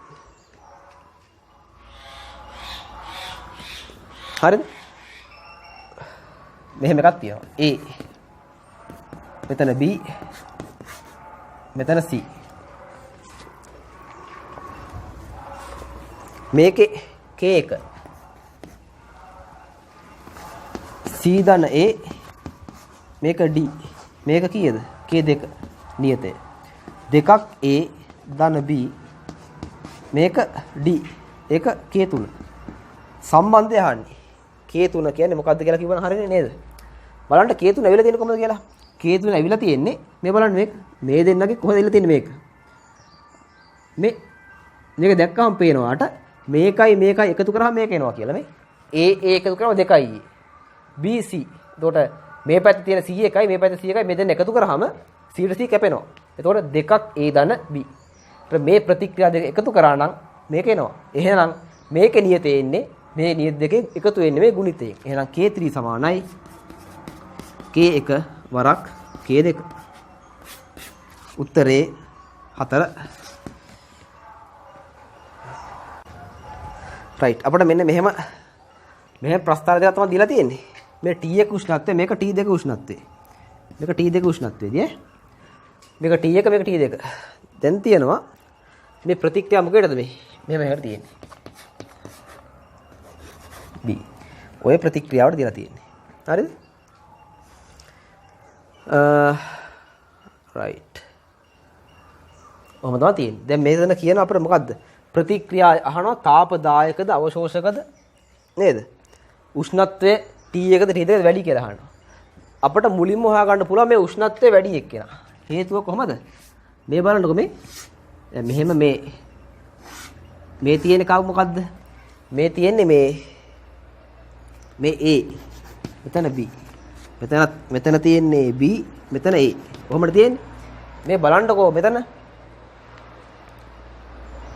A කියන එක්කෙනාගේ සාන්ද්‍රණේ අඩු වෙලා තියෙනවා. B කියන එක්කෙනාගේ සාන්ද්‍රණය වැඩි වෙලා තියෙනවා. එක්තරා අවස්ථාවක සාන්ද්‍රණ දෙක නියත වෙලා තියෙනවා.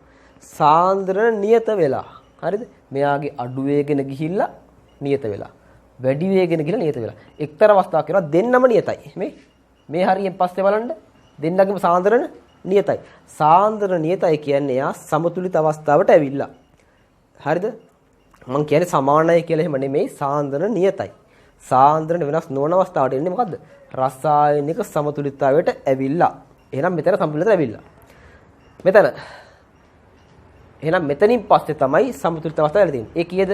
මට පේන විදිහට 100 වගේ. හරිද? මට පේන විදිහට එතන තියෙන 100. එහෙනම් 100 උෂ්ණත් 100 තප්පර 100කදී එයා සමතුලිත අවස්ථාවට ඇවිල්ලා. මෙයා බලන්නකො. එයා සමතුලිත අවස්ථාවට ඇවිල්ලා තියෙන්නේ ඊට වඩා කලින්. ඔයාලට වස්තාරේ බැලුවම පේනවා. හරිද? බැලුවම පේනවා 100 තියෙන මේ හරිය. ඊට කලින් සමතුලිත අවස්ථාවට ඇවිල්ලා. ඒ කියන්නේ මේ සාන්ද්‍රණ නියත වෙන්නේ නියත වෙනවා කියන්නේ මොකද්ද? සමතුලිත අවස්ථාවට එනවා කියන එක. 100ට කලින් ඇවිල්ලා තියෙනවා. ඒ කියන්නේ මෙයා T2 උෂ්ණත්වයේදී ප්‍රතික්‍රියාව ඉක්මනට ඇවිල්ලා සමතුලිත අවස්ථාවට. ඉක්මනට ඇවිල්ලා. ඉක්මනින් වැඩේ සිද්ධ වෙලා. ඉක්මනින් වැඩේ සිද්ධ වෙන්න නම් උෂ්ණත්වය වැඩි වෙන්න ඕනේනේ. එහෙනම් T1ට වඩා T2 වැඩි. කොහොමද ගත්තේ? මෙයා සමතුලිත අවස්ථාවට එන්න තප්පර 100ක් ගිහිල්ලා. මට පේන විදිහට මම කිව්වේ. මේක 100ට වඩා අඩුයි මේ. මෙතනින් පස්සේ සමතුලිතයි. හරිද? එහෙනම් උෂ්ණත් ඉක්මනට සමතුලිතව ඇවිල්ලා තියෙන්නේ මොකද්ද? T2 උෂ්ණත්වයේදී. ඉක්මනට එන්න නම් උෂ්ණත්වය වැඩි වෙන්න ඕනේ. එහෙනම් T1ට වඩා T2 විශාලයි. T2 විශාලයි. මේක වැඩි.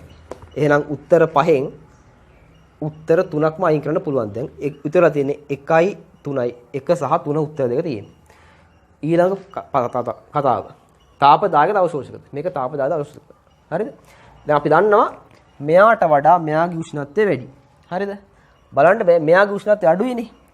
උෂ්ණත්වය අඩු වෙලාවේ B කියන එක්කෙනා වැඩියෙන් හැදිලා මේ සාන්ද්‍රණය ගත්තාම B ගේ සාන්ද්‍රණය වැඩි. ඒ කියන්නේ අඩු උෂ්ණත්වයේදී B අඩු වැඩියෙන් හැදිලා. තේරුණාද? හරි? T1 උෂ්ණත්වයේදී B වැඩිපුර ඉන්නවා. එහෙනම් මෙයා වැඩි. ඒ අඩුයි. එහෙනම් අඩු උෂ්ණත්වයේදී මෙයා වැඩි. හරි?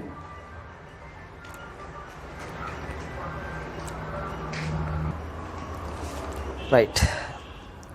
හරිද? ඔර තේරෙනවා වලට උෂ්ණත්වය මොකක් කරද්දිද?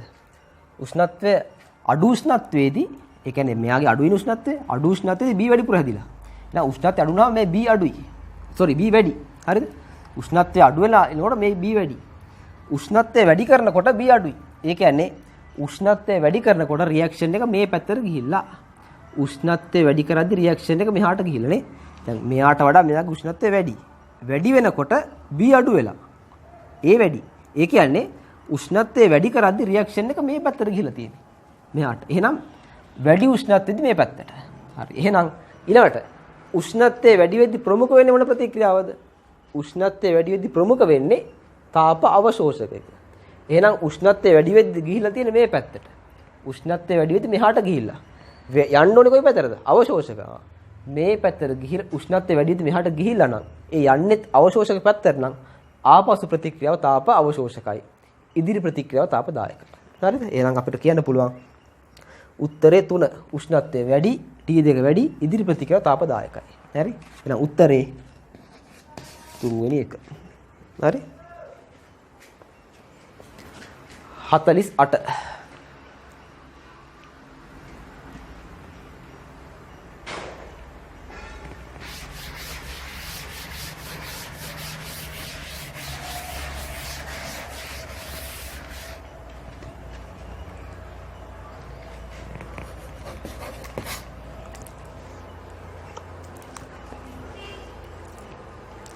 48 තියෙන අපිට මෙහෙම ප්‍රතික්‍රියාවක් දීලා 3ක් W ධන x ප්‍රත්‍යවර්ත 2ක් y ධන z. මොකද තියෙන්නේ? W හා x සම මවුල ප්‍රමාණ එකතු කරමින් ආරම්භ කරන ලද නම් සමතුලිතතාවයේදී කුමක් නිවැරදි වේද? ආරම්භයේදී මෙයාගේ 1 මෙයාලගේ නෑ කියලා දන්නම්. එකක් තියනවා කියලා නේද? වෙනස මට ගත්ත හැකි මෙතනින් මම හිතනවා මම x ප්‍රමාණයක් අඩු වෙනවා. මෙයාගෙන් අඩු වෙනවා කීයක්ද? මෙයාගෙන් x අඩු වුණොත් මෙයාගෙන් හැදෙන්නේ අඩු වෙන්නේ x බෙදීම 3ක්. ඇයි? 3ට 1යිනේ. මෙයාගෙන් හැදෙනවා කොච්චරද? මෙයාගෙන් x අඩු වුණොත් මෙයාගෙන් හැදෙනවා කීයක්ද? x බෙදීම 3 වරක් 2. මෙයාගෙන් හැදෙනවා x බෙදීම 2 3ක්. හරිද? ටිකක් අවුල් වගේ නම් මෙහෙම දාමු නේද? මේක ටිකක් පැටලෙනවා වගේ නම් අපි දාමු මෙහෙම. අපි හිතමු මෙයාගෙන් අඩු වෙන ප්‍රමාණය 3යි x කියලා. භාගයෙන් ටිකක් අවුල් නෙනේ භාගෙද්දි. මං හිතනවා මෙයාගෙන් අඩු වෙන ප්‍රමාණය 3යි x කියලා. එහෙනම් මෙයාගෙන් අඩු වෙන ප්‍රමාණය x. මෙයාගෙන් හැදෙන ප්‍රමාණය 2යි x. මෙයාගෙන් හැදෙන ප්‍රමාණය x. හරි? ඔන්න වෙනස. හරි? ආරම්භයේ මං ගත්තා 1යි 1යි කියලා. වෙනස ගත්තා මෙයාගේ මං හිතනවා 3යි x අඩු වෙනවා කියලා. මෙයාගෙන් අඩු වෙන්නේ එහෙනම් එකේ 3ෙන් පංකුවයි x. මෙයාගේ හැදෙනවා මෙයා වගේ දෙගුණයක් 2යි x. මෙයාගේ හැදෙනවා මෙයාගේ භාගයක් x. right. සමතුලිත අවස්ථාවේදී එහෙනම් සමතුලිත විට කවුද ඉන්නේ? 1 ඍණ 3යි x. මෙතන 1 ඍණ x. මෙතන 2යි x. මෙතන x. කොහොමයි තියෙන්නේ? කුමක් නිවැරදි වේද? පළවෙනි එක x සමානයි y සමානයි z. මේකයි සමානයි. වැරදි ඈ. එහෙනම් 1 කියන එක වැරදි. 2 z වැඩිලු y ට වඩා. z වැඩිලු y ට වඩා. වැරදි නේද? මේ z අඩුයිනේ. දැක්කම පේනවා z අඩු. එහෙනම් දෙවෙනි එකත් වැරදි. තුන්වෙනි එක w සමාන x. w සමාන x. කො w? මේකයි x කියන එකයි. ඒකත් වැරදි. තුනක් වැරදි. 4 x වැඩි w ට වඩා. x වැඩි w ට වඩා.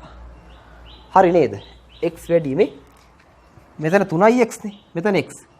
ඉතින් එතකොට එකෙන් අඩු කරලා දෙන 3යි x. මෙතන එකෙන් x.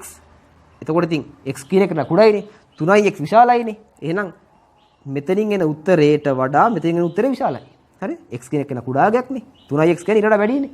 එතකොට x වල සාන්ද්‍ර මේ x කියන එක කෙනාගේ සාන්ද්‍රය මෙතනත් පැටල ගන්න එපා. මෙතනත් x තියෙන මෙතනත් x. ඒතකොට x කියලා ගත්තේ මෙතන මේ මෙතන කැපිටල් දාන්නම්කෝ. දැන් හරියන්නේ. ඒ දානවා නේ. මෙතනින් x ඒකයි මේක පැටල ගන්න එපා. හරිද? එහෙනම් මෙතනින් මෙයාගේ සාන්ද්‍රණය කියන්නේ මේ x කියන එක කෙනාගේ සාන්ද්‍රණය හරිද? w ට වඩා විශාලයි. එහෙනම් හතරවෙනි එක හරි. පස්වෙනි එකත් බලමු. w අඩුයි x අඩුයිලු. ඒක වැරදි නේ. මේක අනිත් පැත්තේ තියෙන්නේ. වැරදි. 5 වැරදි. උත්තරේ 4.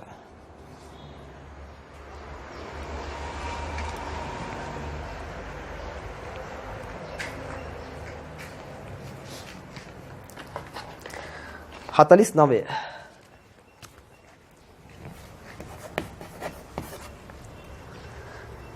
මෙහෙම එකක් තියෙනවා. පොටෑසියම් නයිට්‍රේට් ජලය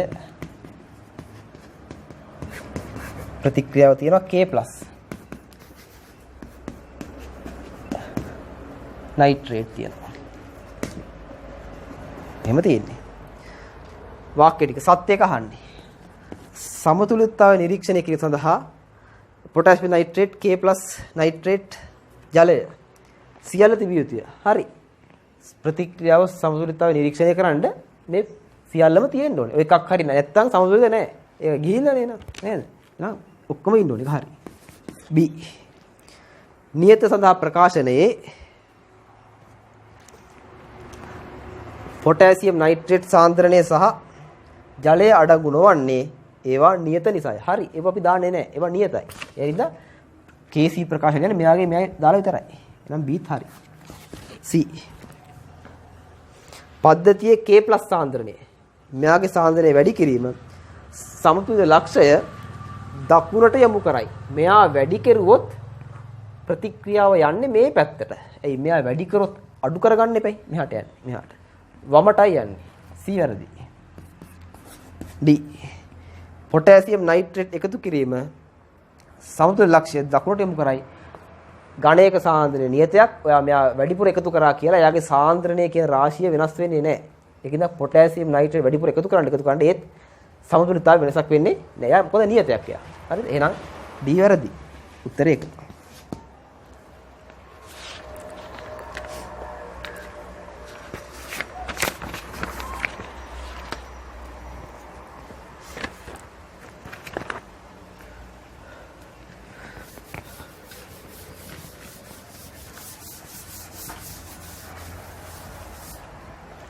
හරි අපි එනවා 50 වෙනි එකට. A රත් කළ විට පහත සමතුලිතතාවය අනුව BC සාධයෙන් වියෝජනය වේ. මෙහෙම තියෙනවා. දෙකක් A එයා රත් කරාම දෙකක් B ධන C. ඔහොම එනවා. හරි භෞතික අවස්ථාව උන්නේ. හරි. එතකොට A හි මවුල A ප්‍රමාණයක් එකක් බඳුනක් තුළ තියෙනවා කියලා කියනවා. සමතුලිත විට C හිම වල C ප්‍රමාණයක් තියෙනවා. KC අගය. හරි. ආරම්භයේදී මෙයාගේ මවුල A. මෙයාලා නැහැ. හරිද? වෙනස නැත්නම් ප්‍රතික්‍රියා කළ ගම වෙනස. ඒ කියන්නේ මවුල වෙනස. මවුල මේ තියෙන්නේ. මෙයාලා කියනවා සමතුලිත අවස්ථාවේදී C කියන එක්කෙනා කීයක් ඉන්නවද? C කියන එක්කෙනා සිම්පල් C ප්‍රමාණයක් ඉන්නවලු. Simple C. හරිද? එහෙනම් මෙතන මෙයාගේ C ප්‍රමාණයක් ඉන්නවා. ඒ කියන්නේ වෙනසනේ. එහෙනම් මෙයාගේ C ඉන්න නම් B කීයක් ඉන්නවද? දෙකක් C ඉන්නවා. මෙයාගෙන් කීයක් අඩු වෙලාද? දෙකක් C අඩු වෙලා. හරිද? මේක C ඉන්න නම් මෙයා කීයද? දෙකක් C. මෙයා දෙකක් C වෙනවා මෙයාගේ මේ දෙකට දෙකනේ. එහෙනම් මෙයාගේ දෙකක් C හැදෙනකොට මෙයාගේ දෙකක් C අඩු වෙලා. එහෙනම් සමතුලිත විට කොහොමද එන්නේ? A ඍණ දෙකක් C මෙතන දෙකක් C මෙතන C. සාන්ද්‍රණය නම කොහොමද? A ඍණ දෙකක් C බෙදීම 1. දෙකක් C බෙදීම 1. C බෙදීම 1. එකනේ ඩෙසිමීටර් එකයිනේ. මේ MCQ එකක් හිතම මේකක මොකවත් දැම්මේ නැහැ. හරිද? කොහොමයි එන්නේ?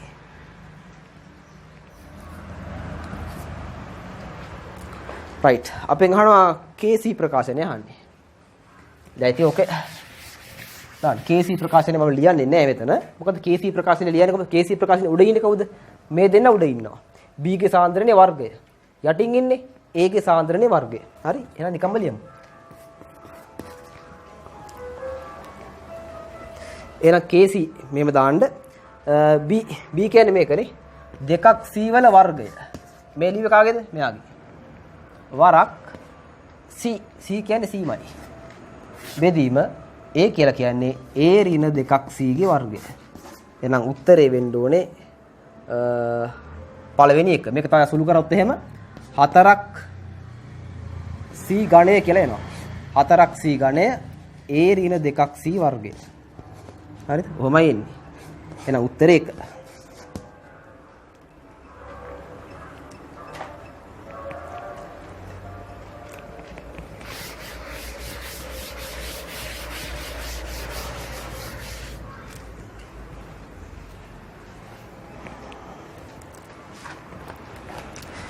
පනස් එක්වෙනි ගාන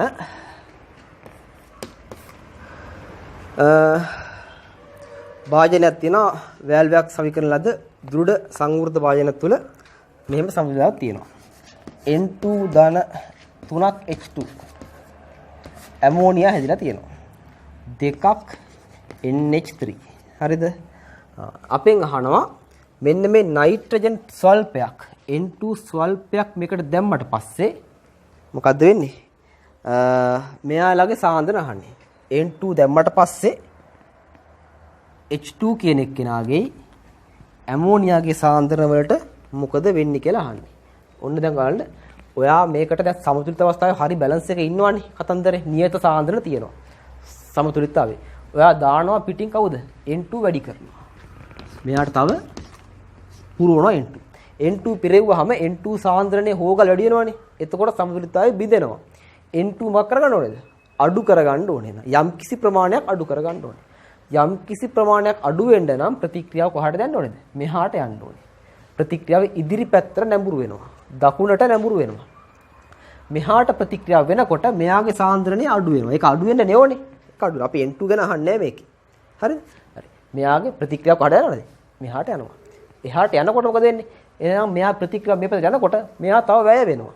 ඔයා N2 එකතු කරලා කියලා H2 එකතු කරන්නේ නැහනේ. හරිද? ප්‍රතික්‍රියාව මෙහාට යනකොට H2 කෙනෙක් වෙනවා වැයවීමක් සිදු වෙනවා. එහෙනම් H2 වල සාන්ද්‍රණය මොකද වෙන්නේ?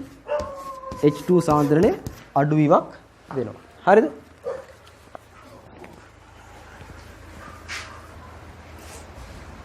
හරි H2 සාන්ද්‍රණය අඩුවීමක් වෙනවා. ඊට පස්සේ ඇමෝනියා මොකද වෙන්නේ? ප්‍රතික්‍රියාව මෙහාට යන්න යන්න ඇමෝනියා සාන්ද්‍රණය වැඩි වෙනවා. එහෙනම් NH සාන්ද්‍රණය වැඩි වෙනවා. උත්තරේ තියෙන්නේ H2 අඩුවීම අඩුවේ වැඩි වී කියලා උත්තරේ තියෙන 4 වෙනි උත්තරේ. 51 උත්තරේ 4.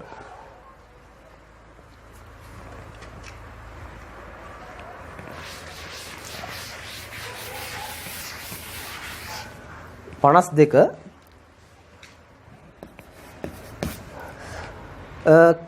සමතුල නියතයේ K පිළිබඳ කුමන වගති අසත්‍ය වේද?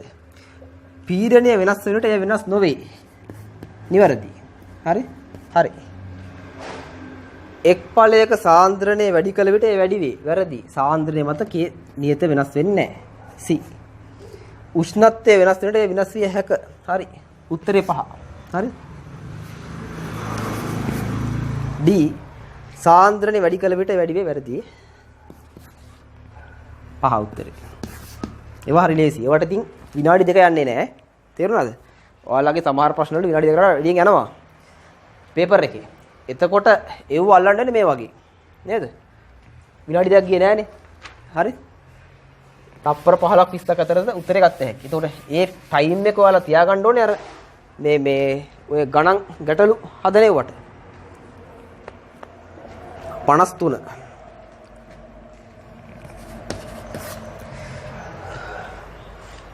දී ඇති උෂ්ණත්වයකදී සංවෘත බඳුනක සමතුලිතතාවයේ ඇති N2O4 සහ NO2 මිශ්‍රණය සිසිල් කළ විට මෙහෙම තියෙනවා. මෙහෙම තියෙනවා N2O4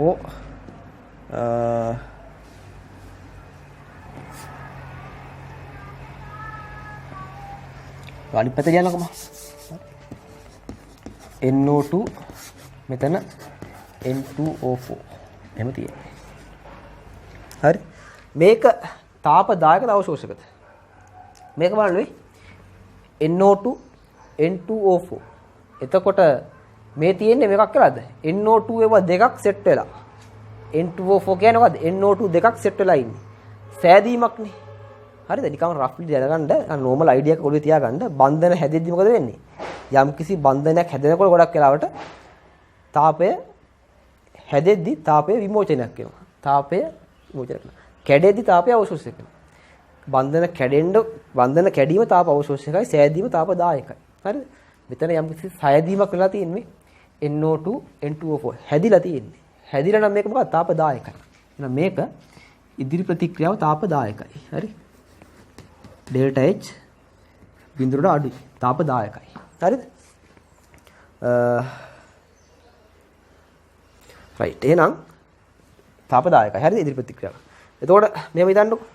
සංවෘත බඳුනක සමග ඇති N2O4 මිශ්‍රණයක් සිසිල් කළ විට සිසිල් කළ විට NO2 වැඩි වෙනවලු. සිසිල් කරනවා කියන්නේ උෂ්ණත්වය අඩු කරනවා. උෂ්ණත්වය අඩු කරොත් ප්‍රමුඛ වෙන්නේ දායක ප්‍රතික්‍රියාව. උෂ්ණත්වය අඩු කරොත් වැඩි කරගන්න ඕන උෂ්ණත්වය. ඒකට ප්‍රමුඛ වෙන්නේ දායක ප්‍රතික්‍රියාව. එහෙනම් උෂ්ණත්වය අඩු කිරීමේ ප්‍රතිඵලයක් විදිහට දායක ප්‍රතික්‍රියාව වැඩිපුර සිද්ධ වෙනවා. එහෙනම් උෂ්ණත්වය වැඩි කරාම මෙන්න මෙයා උෂ්ණත්වය අඩු කරාම N2O4 කියන එක්කෙනාගේ සාන්ද්‍රණය වැඩි වෙනවා. හරිද? උෂ්ණත්වය වැඩි කරාම ප්‍රමුඛ වෙන්නේ මෙතන තියෙන උෂ්ණත්වය අඩු කරාම කියලානේ. උෂ්ණත්වය අඩු කරාම ප්‍රමුඛ වෙන්නේ දායක ප්‍රතික්‍රියාව. මෙන්න දායක ප්‍රතික්‍රියාව. එහෙනම් උෂ්ණත්වය අඩු කරාම ප්‍රමුඛ වෙලා තියෙන ඉදිරි ප්‍රතික්‍රියාව. ඒ කියන්නේ N2O4 වැඩි වෙනවා. හරි? අපිට කියන්නේ මෙයා අපි මෙයාලා කියන්නේ NO2 අඩු වෙනවා. NO2 වැඩි වෙනවා කියලා. මෙයා වෙන්නේ වැඩි වෙන්නේ මෙයා. එහෙනම් පළවෙනි වාක්‍යය වැරදි. දෙවෙනි වාක්‍යය N2O4 NO2 වලට විඝටනයේ තාප දායකයි. ඒ කියන්නේ N2O4 NO2 මෙයා බවට කැඩෙන එක තාප දායකයි. මම කියවනේ මේක තාප දායකයි. එහෙනම් මේක තාප අවශෝෂකයි. උත්තරේ 5. හරිද? යාලා කියන්නේ මෙහෙමනේ. N2O4 NO2 මෙයා බවට පත් වීම තාපදායක දායක නෑ. මේක මෙයාගෙන් මෙයා හැදෙන එක දායකයි. මේකෙන් මේක හැදෙන එක මේකෙන් මෙයා බවට කැඩෙන එක තාප අවශෝෂකයි. නේද? උත්තර දෙකම වැරදි. උත්තරේ 5.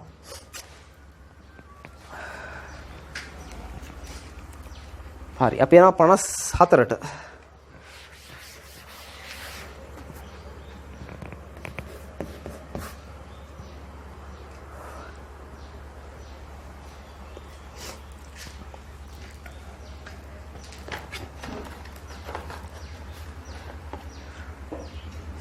මෙන්න මේ ප්‍රතික්‍රියාව දීලා තියෙනවා.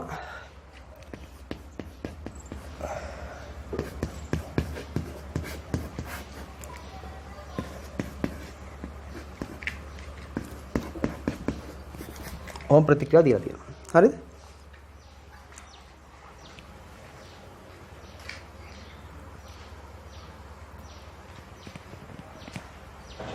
මේකේ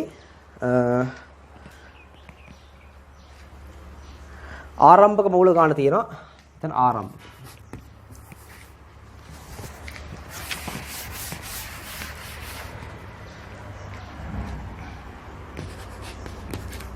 ආරම්භක හරිද? මූල.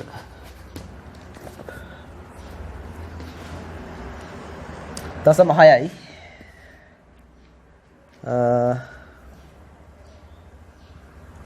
මෙතන 1යි. පරිමාව 1යිනේ. එක වෙනම පස්සේ බලමු. ඉඩ හැරිය විට CO.4යි. මෙයා හැදිලා තියෙනවා මෙතන වෙනස. වෙනස කීයක් දීලා තියෙන්නේ? වෙනස මෙයාගේ හැදෙනවලු 0.4ක්. මෙයාගේ 0.4ක් හැදෙනවා නම් මෙයාගෙත් හැදෙනවා 0.4ක්. හේතුව 2ට 2. මෙයාගෙන් අඩු වෙනවා කීයක්ද? 0.2ක්. හේතුව මෙයාගේ එකක් අඩු වෙද්දි මෙයාගේ දෙකක් හැදෙනවා. මෙයාගේ 0.4ක් හැදිලා නම් මෙයාගේ අඩු වෙලා දැන් 0.2යි. භාගයක්. මෙයාගෙත් අඩු වෙනවා 0.2ක්. හේතුව මෙයාගෙත් එකට එක තියෙන හින්දා. එහෙනම් සමතුලිත විට සාන්ද්‍රණ කියලා දාන්නම් එකපාරම නේද? සාන්ද්‍රණ 0.6 ඍණ 0.2. හරි? සමතුලිත විට මවුල දාන්නකො නේද? සාන්ද්‍රණ පසෙයමු මවුල. හරිද? 0.6 0.2 කියන්නේ 0.4යි 0.8යි 0.4යි 0.4යි. සාන්ද්‍රණ ගත්තාම සාන්ද්‍රණ මොහොම දාන්න එකකින් බෙදන්න තියෙන්නේ 0.4 බෙදීම 1 0.8 බෙදීම 1 0.4 බෙදීම 1 0.4 බෙදීම 1. හරිද? රයිට්. ඔහොම එන්නේ. මම එක තියෙන නිසා එකම දාගෙන ගියා. එකනේ තියෙන්නේ. හරිද? ඒක වැඩක් නැහැ.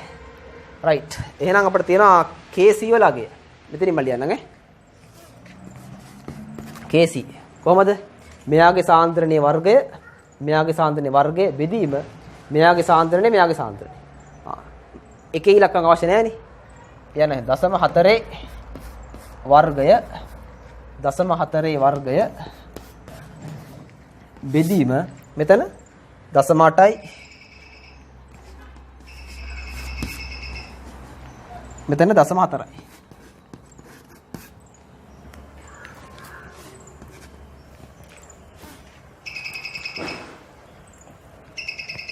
හරි මෙතන එනවා මේකට මෙයක් කැපිලා යනවනේ නේද? මේකට එකට මේකට කැපිලා යනවා. හරි? මේකේ වර්ගය කියන්නේ 0.16යි. බෙදීම 0.8යි.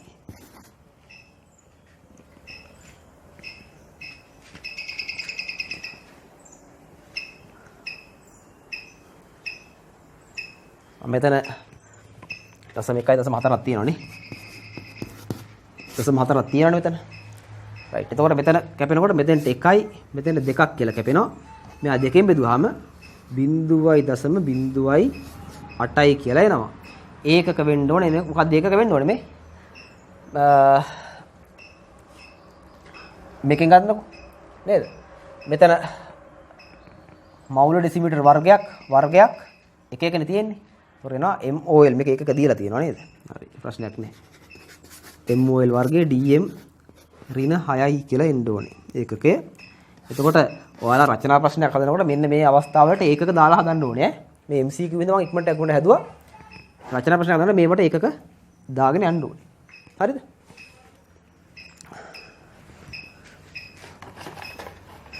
රයිට්. එහෙනම් එකත් ඉවරයි. අපිට තියෙනවා 55 වෙනි ගාන.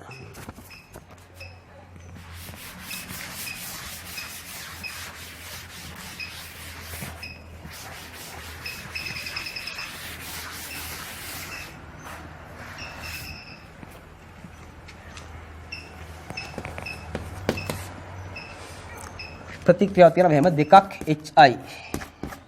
භෞතික අවස්ථා ඔක්කොම තියෙන වායු අවස්ථාව. මම මේක දාන්නේ නැහැ. I2 ධන මෙතන වායු නෙමෙයි තියෙන්නේ නේද? මේක ඝණයක් තියෙන්නේ.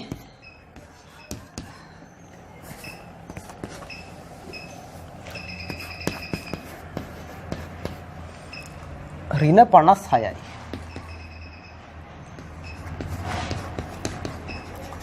ඒ කියන්නේ ඉදිරි ප්‍රතික්‍රියාව තාපදායකයි.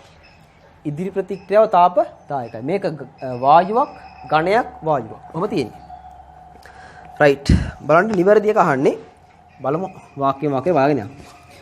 උෂ්ණත්වය වැඩි කළ විට සහ පීඩනය අඩු කළ විට සමතුලිතතාවය දක්වන්නට යොමු කෙරේ.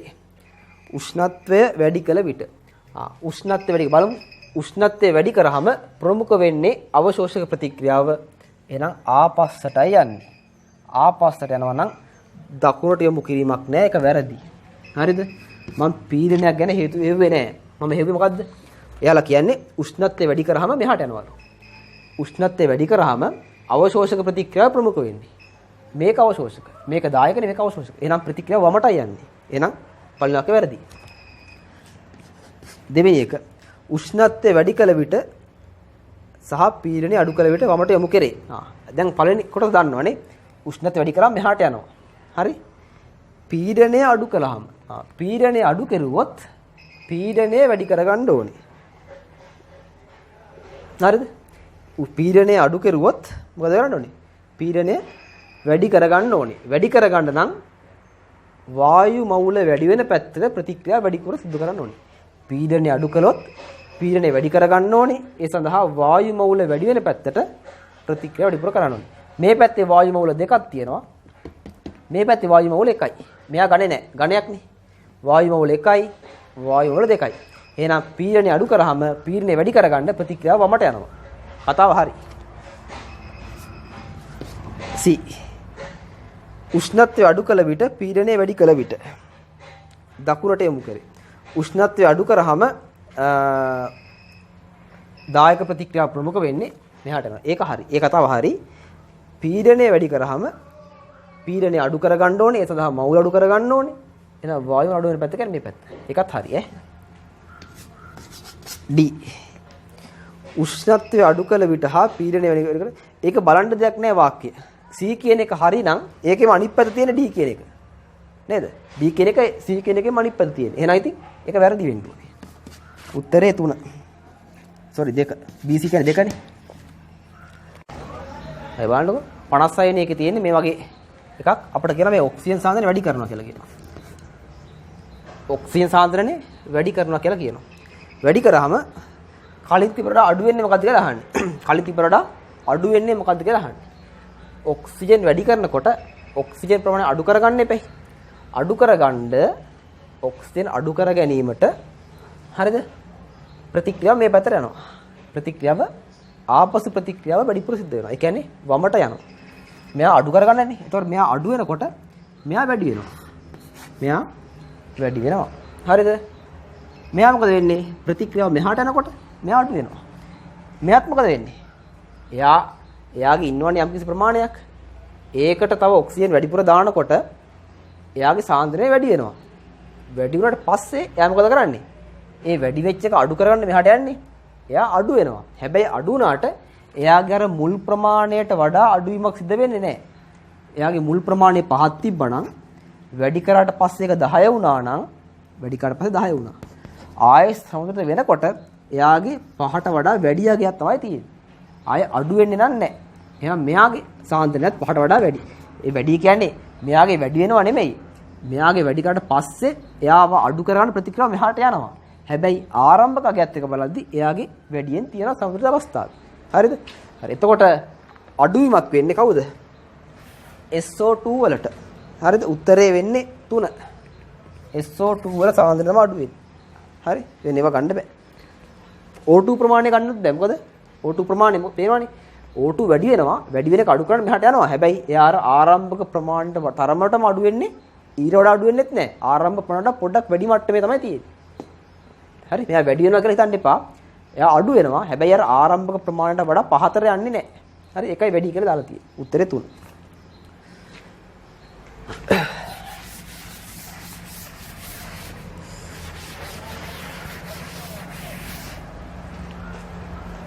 හරි 57 වෙනි එක.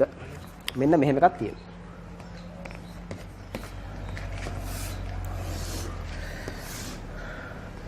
මෙතන තියෙන ගිබ්ස් යෝජි ශක්තිය. Delta G. හරි?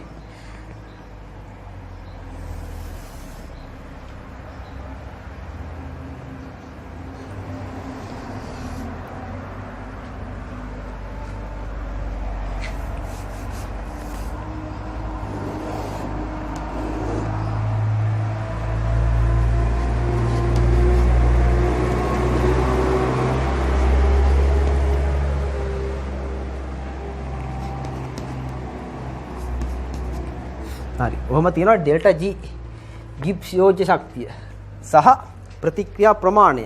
හරිද? ප්‍රතික්‍රියා ප්‍රමාණයට ප්‍රස්තර කරලා තියෙනවා. මෙතන තියෙන සම්සුද්ධ ප්‍රතික්‍රියක. මෙතන ඵල. හරිද?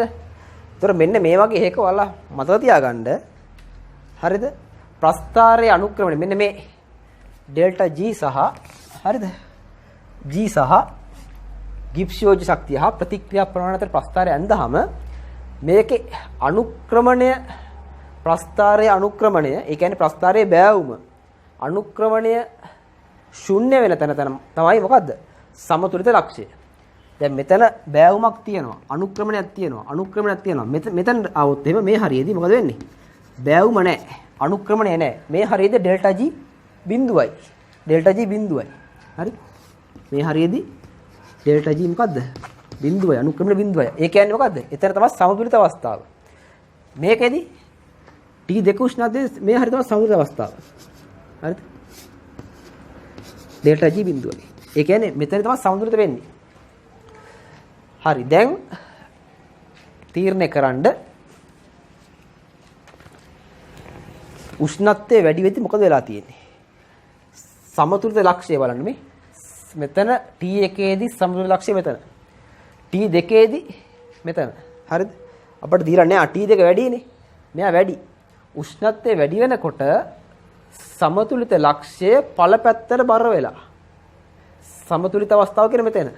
එතනදී වැඩියෙන් ඵල හැදිලා තියෙනවා මීට වඩා. තේරුණාද? උෂ්ණත්වය වැඩි වෙද්දී සමතුලිත අවස්ථාව එළඹිලා තියෙනකොට ඵල ප්‍රමාණය වැඩිපුර ඉන්නවා. එහෙනම් උෂ්ණත්වය වැඩි කරද්දී ඵල වැඩියෙන් හැදිලානේ.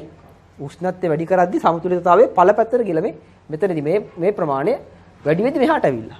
එහෙනම් උෂ්ණත්වය වැඩි වෙද්දී ඵල වැඩිපුර හැදිලා. උෂ්ණත්වය වැඩි වෙද්දී ප්‍රමුඛ වෙන්නේ මොකද්ද? අවශෝෂක ප්‍රතික්‍රියාව. උෂ්ණත්වය වැඩි වෙද්දී ප්‍රමුඛ වෙන්නේ අවශෝෂක. එහෙනම් උෂ්ණත්වය වැඩි වෙද්දී ඵල පැත්ත වැඩියෙන් හැදිලා නම් ප්‍රතික්‍රියාව මෙහෙමනේ තියෙන්නේ.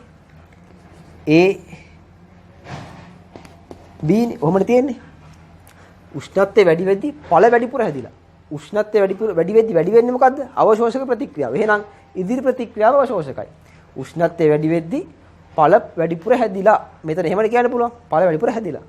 උෂ්ණත්වය වැඩි කරද්දී වැඩිපුර සිදුවෙන්නේ අවශෝෂක ප්‍රතික්‍රියාව. එහෙනම් ඉදිරි ප්‍රතික්‍රියාව තාප අවශෝෂකයි. හරි? ඉදිරි ප්‍රතික්‍රියාව තාප අවශෝෂකයි. එහෙනම් ඕකේ ඒ කියන වාක්‍ය බලාගෙන යන්නකෝ. දැන් අපි අවශෝෂක කියලා දැනගත්තා. හරි? T2ේදී සමතුලිත නියතය T එකට වඩා විශාලයි. T2ේදී බලන්න මෙතන තමයි සමතුලිත ලක්ෂය. එතනදී ඵල ප්‍රමාණය වැඩි. ඒ කියන්නේ උෂ්ණත්වය වැඩි වෙද්දී ඵල වැඩිනේ. ප්‍රතිඵල වැඩි නම් ප්‍රතික්‍රියක අඩුයි නම් සමතුලිත නියතය වැඩි. එයි KP හරි KC හරි ප්‍රකාශනයේ ඉරෙන් උඩ ඉන්නේ හරිද? ඉරෙන් උඩ ඉන්නේ ප්‍රතිඵලනේ. ඉරෙන් යට ඉන්නේ ප්‍රතික්‍රියක. ඉතින් උෂ්ණත්වය වැඩි වෙද්දී ඵල පැත්තට ගිහලා කියන්නේ ඵල වැඩි. ඵල වැඩි කියන්නේ අර උඩින් තියෙන රාශිය වැඩි. එහෙනම් ඉතින් සම්පූර්ණ නියතයක් වෙනවද? වැඩිවීමක් වෙනවා. හරිද? එහෙනම් පළවෙනි එක හරි. B කියන එක ප්‍රතික්‍රියාව අවශ්‍යක අපි ඒක හෙව්වා. අවශ්‍යකයි කියලා කිව්වා. B හරි. C ඩෙල්ටා S ධනාගයක් ඇතලු. ඩෙල්ටා S ධනද? ප්‍රතික්‍රියාව සඳහා ධන ඩෙල්ටා S අගයක් ඇත කියලා කියන්නේ. හරිද? මේ බලන්න. ඩෙල්ටා G සමානයි ඩෙල්ටා H එන T ඩෙල්ටා S. ඔහොම ප්‍රකාශනයක් තියෙනවනේ. නේද? එතකොට අපි දන්න මේ ප්‍රතික්‍රියාව මොකද්ද? ප්‍රතික්‍රියාව ඩෙල්ටා G අගය මොකද වෙලා තියෙන්නේ? මේ ප්‍රතික්‍රියාව ඩෙල්ටා G අගය ඍණාගයක් තියෙන්නේ. මේ ප්‍රතික්‍රියක වලට වඩා පළවල G අගය අඩුයි. එහෙනම් ඩෙල්ටා G ඍණ. මේ බලන්න මෙතනත් එහෙමයි. ප්‍රතික්‍රියකල මෙතන පළවල මෙතන. එහෙනම් ඩෙල්ටා G අගය ඍණයි. මේ ප්‍රතික්‍රියාවේ ඩෙල්ටා G ඍණාගයක් තියෙන්නේ. ඩෙල්ටා G අගය ඍණාගයක් තියෙන්නේ. හරි? ඩෙල්ටා H අපි හොයාගත්තා මොකද්ද? ධන කියලා හොයාගත්තානේ. මූ ඍණ. මූ ධන. හරිද? රයිට්. එහෙනම් T උෂ්ණත්වය කොහොමද ධනනේ එන්නේ? හරිද? T delta S. මේ අවශ්‍යතාවය සපුරන්න මෙහා ඍණ. මෙහා ඍණ කියලා ඇවිල්ලා තියෙන්නේ. කොහොමද? ප්‍රතික්‍රියක වල පළවල ශක්තිය අඩුයි. එහෙනම් ඩෙල්ටා G ඍණ. ඩෙල්ටා G ඍණ නම් මෙයා ධන නම් ඍණ T ඩෙල්ටා S නේ. T ධනනේ. එතකොට මෙතන මේ අවශ්‍යතාවය සපුරන්න මෙයා ඍණ එන්න නම් මේ ඩෙල්ටා S අනිවාර්යයෙන්ම ඍණ වෙන්නම ඕනේ. ඩෙල්ටා S කියන එකේනා ඩෙල්ටා S කියන එක ධන වෙන්නම ඕනේ. ඩෙල්ටා S ඍණ වුණා නම් හරිද?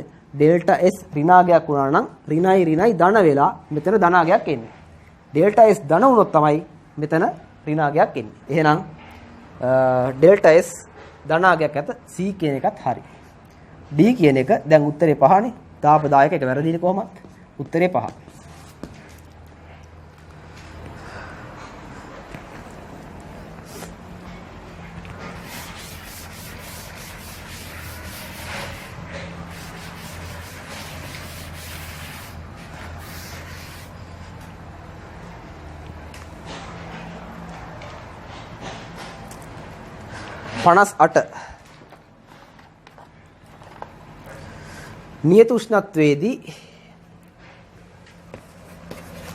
නියත උෂ්ණත්වයේදී දෙකක් H2 මෙහෙම එකක් තියෙනවා. දෙකක් H2 වායු තියෙන්නේ ඔක්කොම නේද? ධන CO ප්‍රතික්‍රියාව තියෙනවා CH3OH. මිශ්‍රණයේ පීඩනය වැඩි කිරීමෙන් දකුණට නැඹුරු වේ කියලා කියන්නේ. නියත උෂ්ණත්වයේදී දැන් හිතන්නකෝ පීඩනය වැඩි කරා කියලා. පීඩනය වැඩි කරොත් පීඩනය අඩු කරගන්න ඕනේ. ඒ සඳහා වායු මවුල අඩු කරගන්න ඕනේ. මෙන්න වායු මවුල අඩු වෙන පැත්ත. හරිද? මේ පැත්තේ වායු මවුල අඩුයි. එහෙනම් ඉතින් පීඩනය වැඩි කරොත් ප්‍රතික්‍රියාව මෙහාට යනවා. දකුණට නැඹුරු වේ. ඒක හරි එහෙනම් නේ. නියත උෂ්ණත්වයේදී සමතුලිතතාවයේහි වායුමය මිශ්‍රණයක පීඩනය වැඩි කිරීමේදී මවුල සංඛ්‍යාව අඩු වන පරිදි ඒක හරි. හරි උත්තරේ 1. පැහැදිලි කිරීමත් හරි. 59.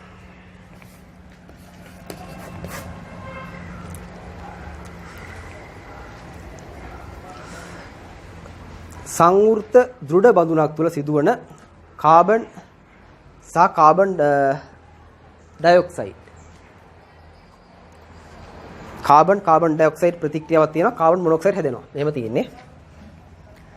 කාබන් දාන මේක ඝන CO2 ගෑස් ප්‍රත්‍යවර්ති තලයක් තියෙනවා. දෙකක් CO ගෑස්.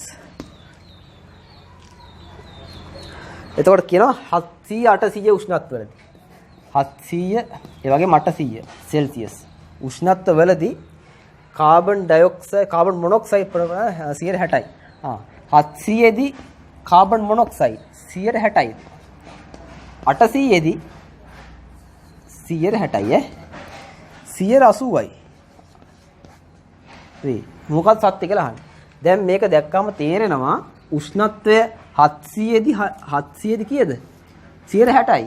මෙයා හැදෙලා තියෙන්නේ 60ක් ඇදිලා. 800 වෙනකොට 80යි. ඒ කියන්නේ උෂ්ණත්වය වැඩි වෙද්දී ඵල වැඩි වෙලා. උෂ්ණත්වය වැඩි වෙද්දි ඵල වැඩි වෙලා. ඒ කියන්නේ උෂ්ණත්වය වැඩි වෙද්දි ප්‍රතික්‍රියාව මෙහාට ගිහිල්ලා. හරිද? ස්ටෙප් වයිස් හිතෙන්ම ප්‍රශ්න කරන්න ඔයාලා. හරිද? උෂ්ණත්වය වැඩි වෙද්දි ප්‍රතික්‍රියාව මෙහාට ගිහිල්ලා. උෂ්ණත්වය වැඩි වෙද්දි කොයි පැත්තටද ප්‍රමුඛ වෙන්නේ? උෂ්ණත්වය වැඩි වෙද්දි ප්‍රමුඛ වෙන්නේ අවශෝෂක ප්‍රතික්‍රියාව. උෂ්ණත්වය වැඩි වෙද්දි අවශෝෂක ප්‍රතික්‍රියාව ප්‍රමුඛ වෙනවා. එහෙනම් මේ පැත්තට ගිහිල්ලා තියෙන්නේ. ප්‍රමුඛ වෙන්න ඕනේ අවශෝෂක. ගිහිල්ලා තියෙන්නේ මේ පැත්තට. එහෙනම් මේ පැත්ත මොකද්ද? අවශෝෂකයි. හරි? උෂ්ණත්වය වැඩි වෙද්දි සාමාන්‍යයෙන් ප්‍රමුඛ වෙන්නේ මොකද්ද? අවශෝෂක ප්‍රතික්‍රියාව. මෙතන ප්‍රමුඛ වෙලා තියෙන මේ ප්‍රතික්‍රියාව. එහෙනම් මේ ප්‍රතික්‍රියාව තාප අවශෝෂකයි. එහෙනම් මේක ඩෙල්ටා H දාන. මේ පැත්තට ඉදිරි ප්‍රතික්‍රියාව ඩෙල්ටා H දාන. රයිට්. එහෙනම් A ඉදිරි ප්‍රතික්‍රියාව තාප අවශෝෂක වේ නිවැරදි. B ප්‍රතික්‍රියාව තාප දායකයි වැරදි. හරිද? C කියන එක උෂ්ණත්වය අඩු කිරීම ආපසු ප්‍රතික්‍රියාහිත කරවේ. හරි නේද? උෂ්ණත්වය අඩු කරොත් උෂ්ණත්වය වැඩි කරගන්න බෑ. වැඩි කරගන්න දායක ප්‍රතික්‍රියාව. ආපසු දායක. එහෙනම් C හරි. උත්තරේ 5. හරි? D කියන එක C ඉවත් කිරීම මගින් සමතුලිතතාවයේ ප්‍රතික්‍රියා නැඹුරු කළ හැක. වැරදි. මෙයාගේ යම් කිසි ප්‍රමාණයක් ඉවත් කරාම හරි සම්පූර්ණයෙන් ඉවත් කිරීම නෙමෙයි මේ කියන්නේ. ඔක්කොම ඉවත් කරලා සමතුලිතතාවය බිඳෙනවා. ඒක කතාව දෙකක් නෑ. ඒ කොටසක් අයින් කෙරුවොත් කිව්වට අයින් කරාට ඒකේ මේ C කෙනෙක් කෙනාගේ සාන්ද්‍රණය වෙනස් වෙන්නේ නෑ. ඝණයක්නේ. එයාගේ සාන්ද්‍රණය වෙනස් වෙන්නේ නෑ. ඒකින්ද කොටසක් අයින් කරා කියලා මේ සමතුලිතතාවයට බාධාවක් වෙන්නේ නෑ. D කියන එකත් වැරදි. උත්තරේ 5 කියලා ගන්න වෙන්නේ.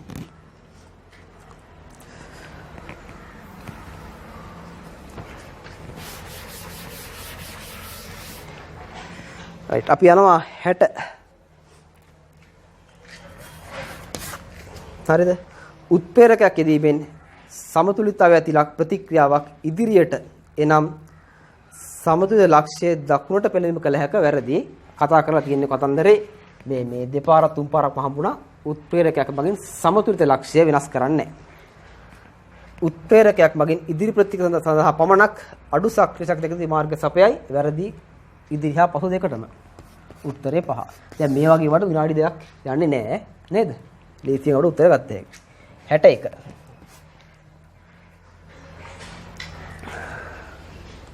හරි එකම තත්වයටදී දෘಢ සංවෘත භාජන දෙකක් තුල සමතුලිතතා දෙකක් තියෙනවා.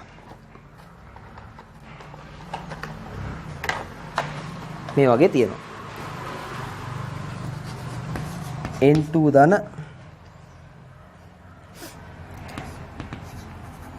තුනක් H2 දෙකක් NH3 මේකේ Kp යගේ දීලා තියෙනවා කීයද 3 වරක් 10^4යි හරිද ඊළඟ එක තියෙනවා ඇමෝනියා NH3 ධන H2S NH4HS කියලා තියෙනවා ඒකේ Kp යගය 8 වරක් 10^4යි හරිද 3 වරක් 10^4යි මෙතන 8 වරක් 10^4යි ඔබ තියෙන්නේ මේ ඔක්කොම තියෙන්නේ වායු අවස්ථාව හරි අපෙන් අහනවා මෙන්න මෙයාගේ මොකද්ද කියලා අහන්නේ දෙකක් H2S ධන N2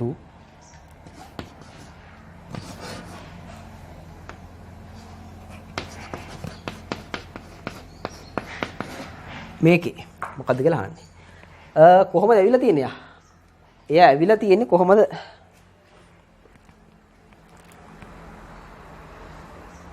මෙතන H2ත් ඉන්නවා මෙතන H2ත් ඉන්නවා තුනක් H2 කියලා තියෙනවා හරි දැන් මෙහෙමනේ අර අපි කතා කරපු જાතියම ගණනක් මේක මෙයා ඇවිල්ලා තියෙන්නේ මේ දෙන්නගේ කොහොමද ඔයාලට පේනවා හරිද මේක H2S දෙකයි එහෙනම් මේ ප්‍රතික්‍රියාව දෙකෙන් ගුණ වෙලා තියෙනවා හරිද මේ ප්‍රතික්‍රියාව දෙකෙන් ගුණ වෙලා තියෙනවා හරි මම කියන තේරෙනවා ඇති මේක ඇවිල්ලා තියෙන්නේ මේ ඇමෝනියා H2S දෙකක් තියෙනවනේ එහෙනම් මේ ප්‍රතික්‍රියාව දෙකෙන් හරිනේ H2S දෙකයි මෙයත් දෙකයි රයිට් ඊළඟට මේක N2 එකයි H2 3යි හා රයිට් එහෙනම් මේක වෙනස් වෙලා නැහැ නේද ඇවිල්ලා තියෙන මේ ප්‍රතික්‍රියාව හැදිලා තියෙන්නේ මෙන්න මේ ප්‍රතික්‍රියාව මේ දෙවෙනි ප්‍රතික්‍රියාව දෙකෙන් ගුණ කරලා මේකට එකතු කරලා දැන් මෙයා දෙකෙන් ගුණ කරාම මේ ඇමෝනියා දෙකක් වෙනවනේ එයයි මෙයා එකතු කරාම ඇමෝනියා දෙකට ඇමෝනියා දෙක කැපිලා යනවා මේක ඇමෝනියා නැහැ එහෙනම් ඇවිල්ලා තියෙන්නේ කොහමද? මෙයාට මෙයාව දෙකෙන් ಗುಣ කරලා මේකට එකතු කරලා තියෙන්නේ. එහෙනම් ඉතින් මෙයාගේ අපිට KP ගන්න පුළුවන් නේද? මෙයාගේ KP ගන්න පුළුවන් කොහමද? මෙයා දෙකෙන් ಗುಣ කරලානේ දෙයා දෙකෙන් ಗುಣ කරලා මේක එකතු කරලා තියෙන්නේ.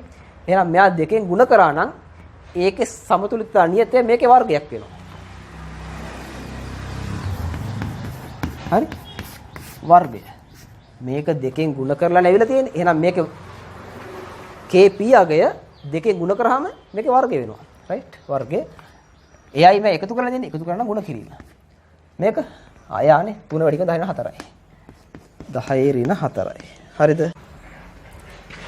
8 වර්ගයේ 64යි. වරක් 3 10 8යි 10 12යි. 12යි. එහෙම උත්තරයක් නැහැ ඉතින්. නේද? උත්තරේ තියෙනවා මෙතන අපට එනවා 192 වරක් 10 ඍණ 12යි කියලා උත්තරයක් එනවා. හරිද? එහෙම උත්තරයක් නැහැ උතන. ඒක නිසා ඒක ඕල් කියලා ගන්න වෙන්නේ අපට.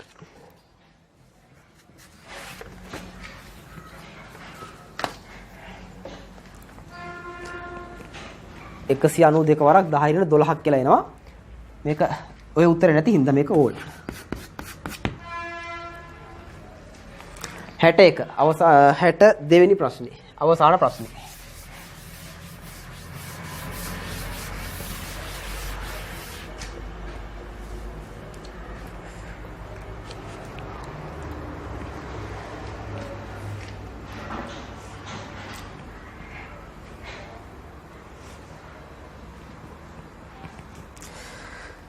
තියෙනවා 500 දී රයිට් මේ බලන්න ප්‍රතික්‍රියාවක් තියෙනවා නේ 62 N2 ධන H3ක් H2 දෙකක් ඇමෝනියා මේක KC යගය දීලා තියෙනවා කීයද KC යගය 2 වරක් 10 2යි 200යි නේද ඒකක මම දැම්මේ නෑ හරි රයිට් ඊට පස්සේ තියෙනවා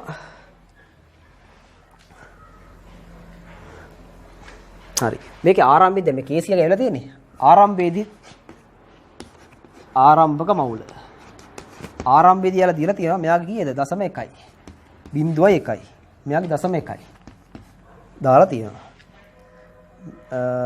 මෙයාගේ 0.4ක් තිබෙනවා ආරම්භයේදී ඔය ගන්න තිබිලා තියෙනවා නේද ආරම්භයේදී ඔහොම තිබිලා තියෙනවා 0.4 0.1යි 0.1 හරි ආරම්භයේදී බලන්න ආරම්භයේ දැන් QC කියන්නේ ප්‍රතික්‍රියා ලබ්ධිය කියන එක. හරිද? සාන්ද්‍රණ පද ආශ්‍රයෙන් ප්‍රතික්‍රියා ලබ්ධිය කියන එක.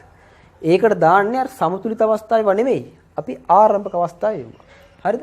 ආරම්භක අවස්ථාවේ ටික දාන්නේ. දැන් එතකොට මේකේ පරිමාව ඩෙසිමීටර් 1යිනේ.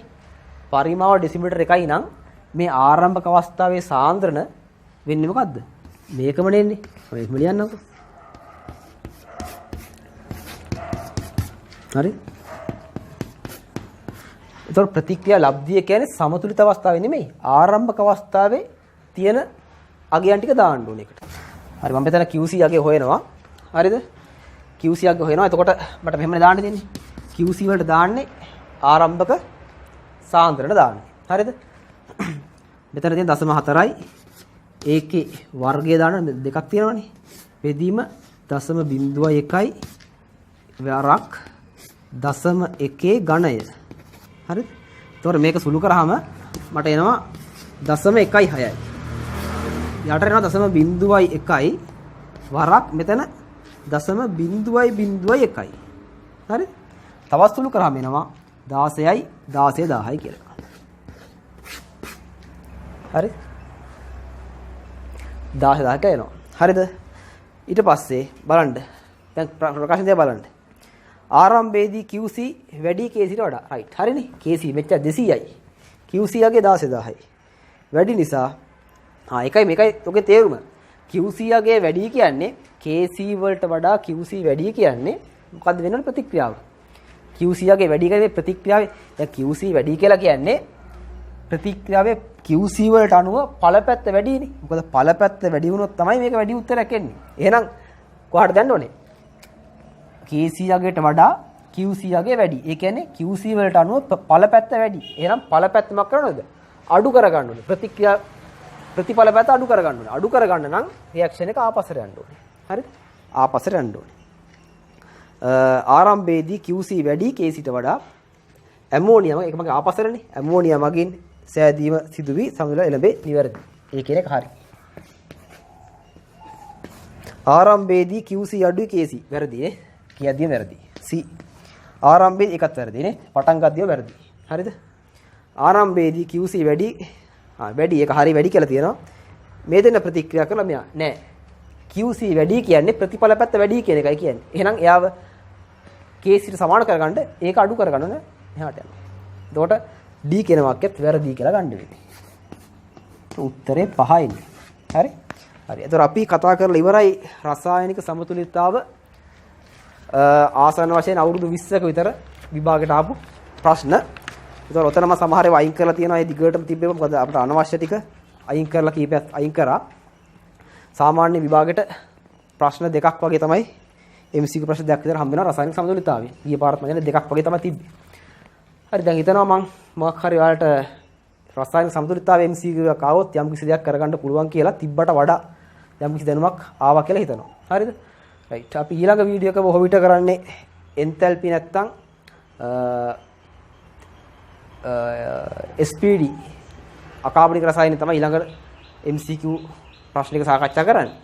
රයිට්. ඒතර ඔච්චරයි. ඒතර ඔය ටික ඔයාලා මුලින්ම කරගන්න ඕනේ නැත්තරම වීඩියෝ එක බලන්න කලින් පේපර් එක තනියෙන් කරන්න ඕනේ. MCQ ටික තනියෙන් කරලා විවරණය විතරක් මෙතනින් බලා ගන්න. එතකොට නැත්තම් පේපර් එක ළඟ තියාගෙන බලලා තේරුමක් නැහැ. හරිද? ඔයාලා කලින් කරලා තමයි මෙතෙන්ට වීඩියෝ එක බලන්න ඕනේ. රයිට්? හරි.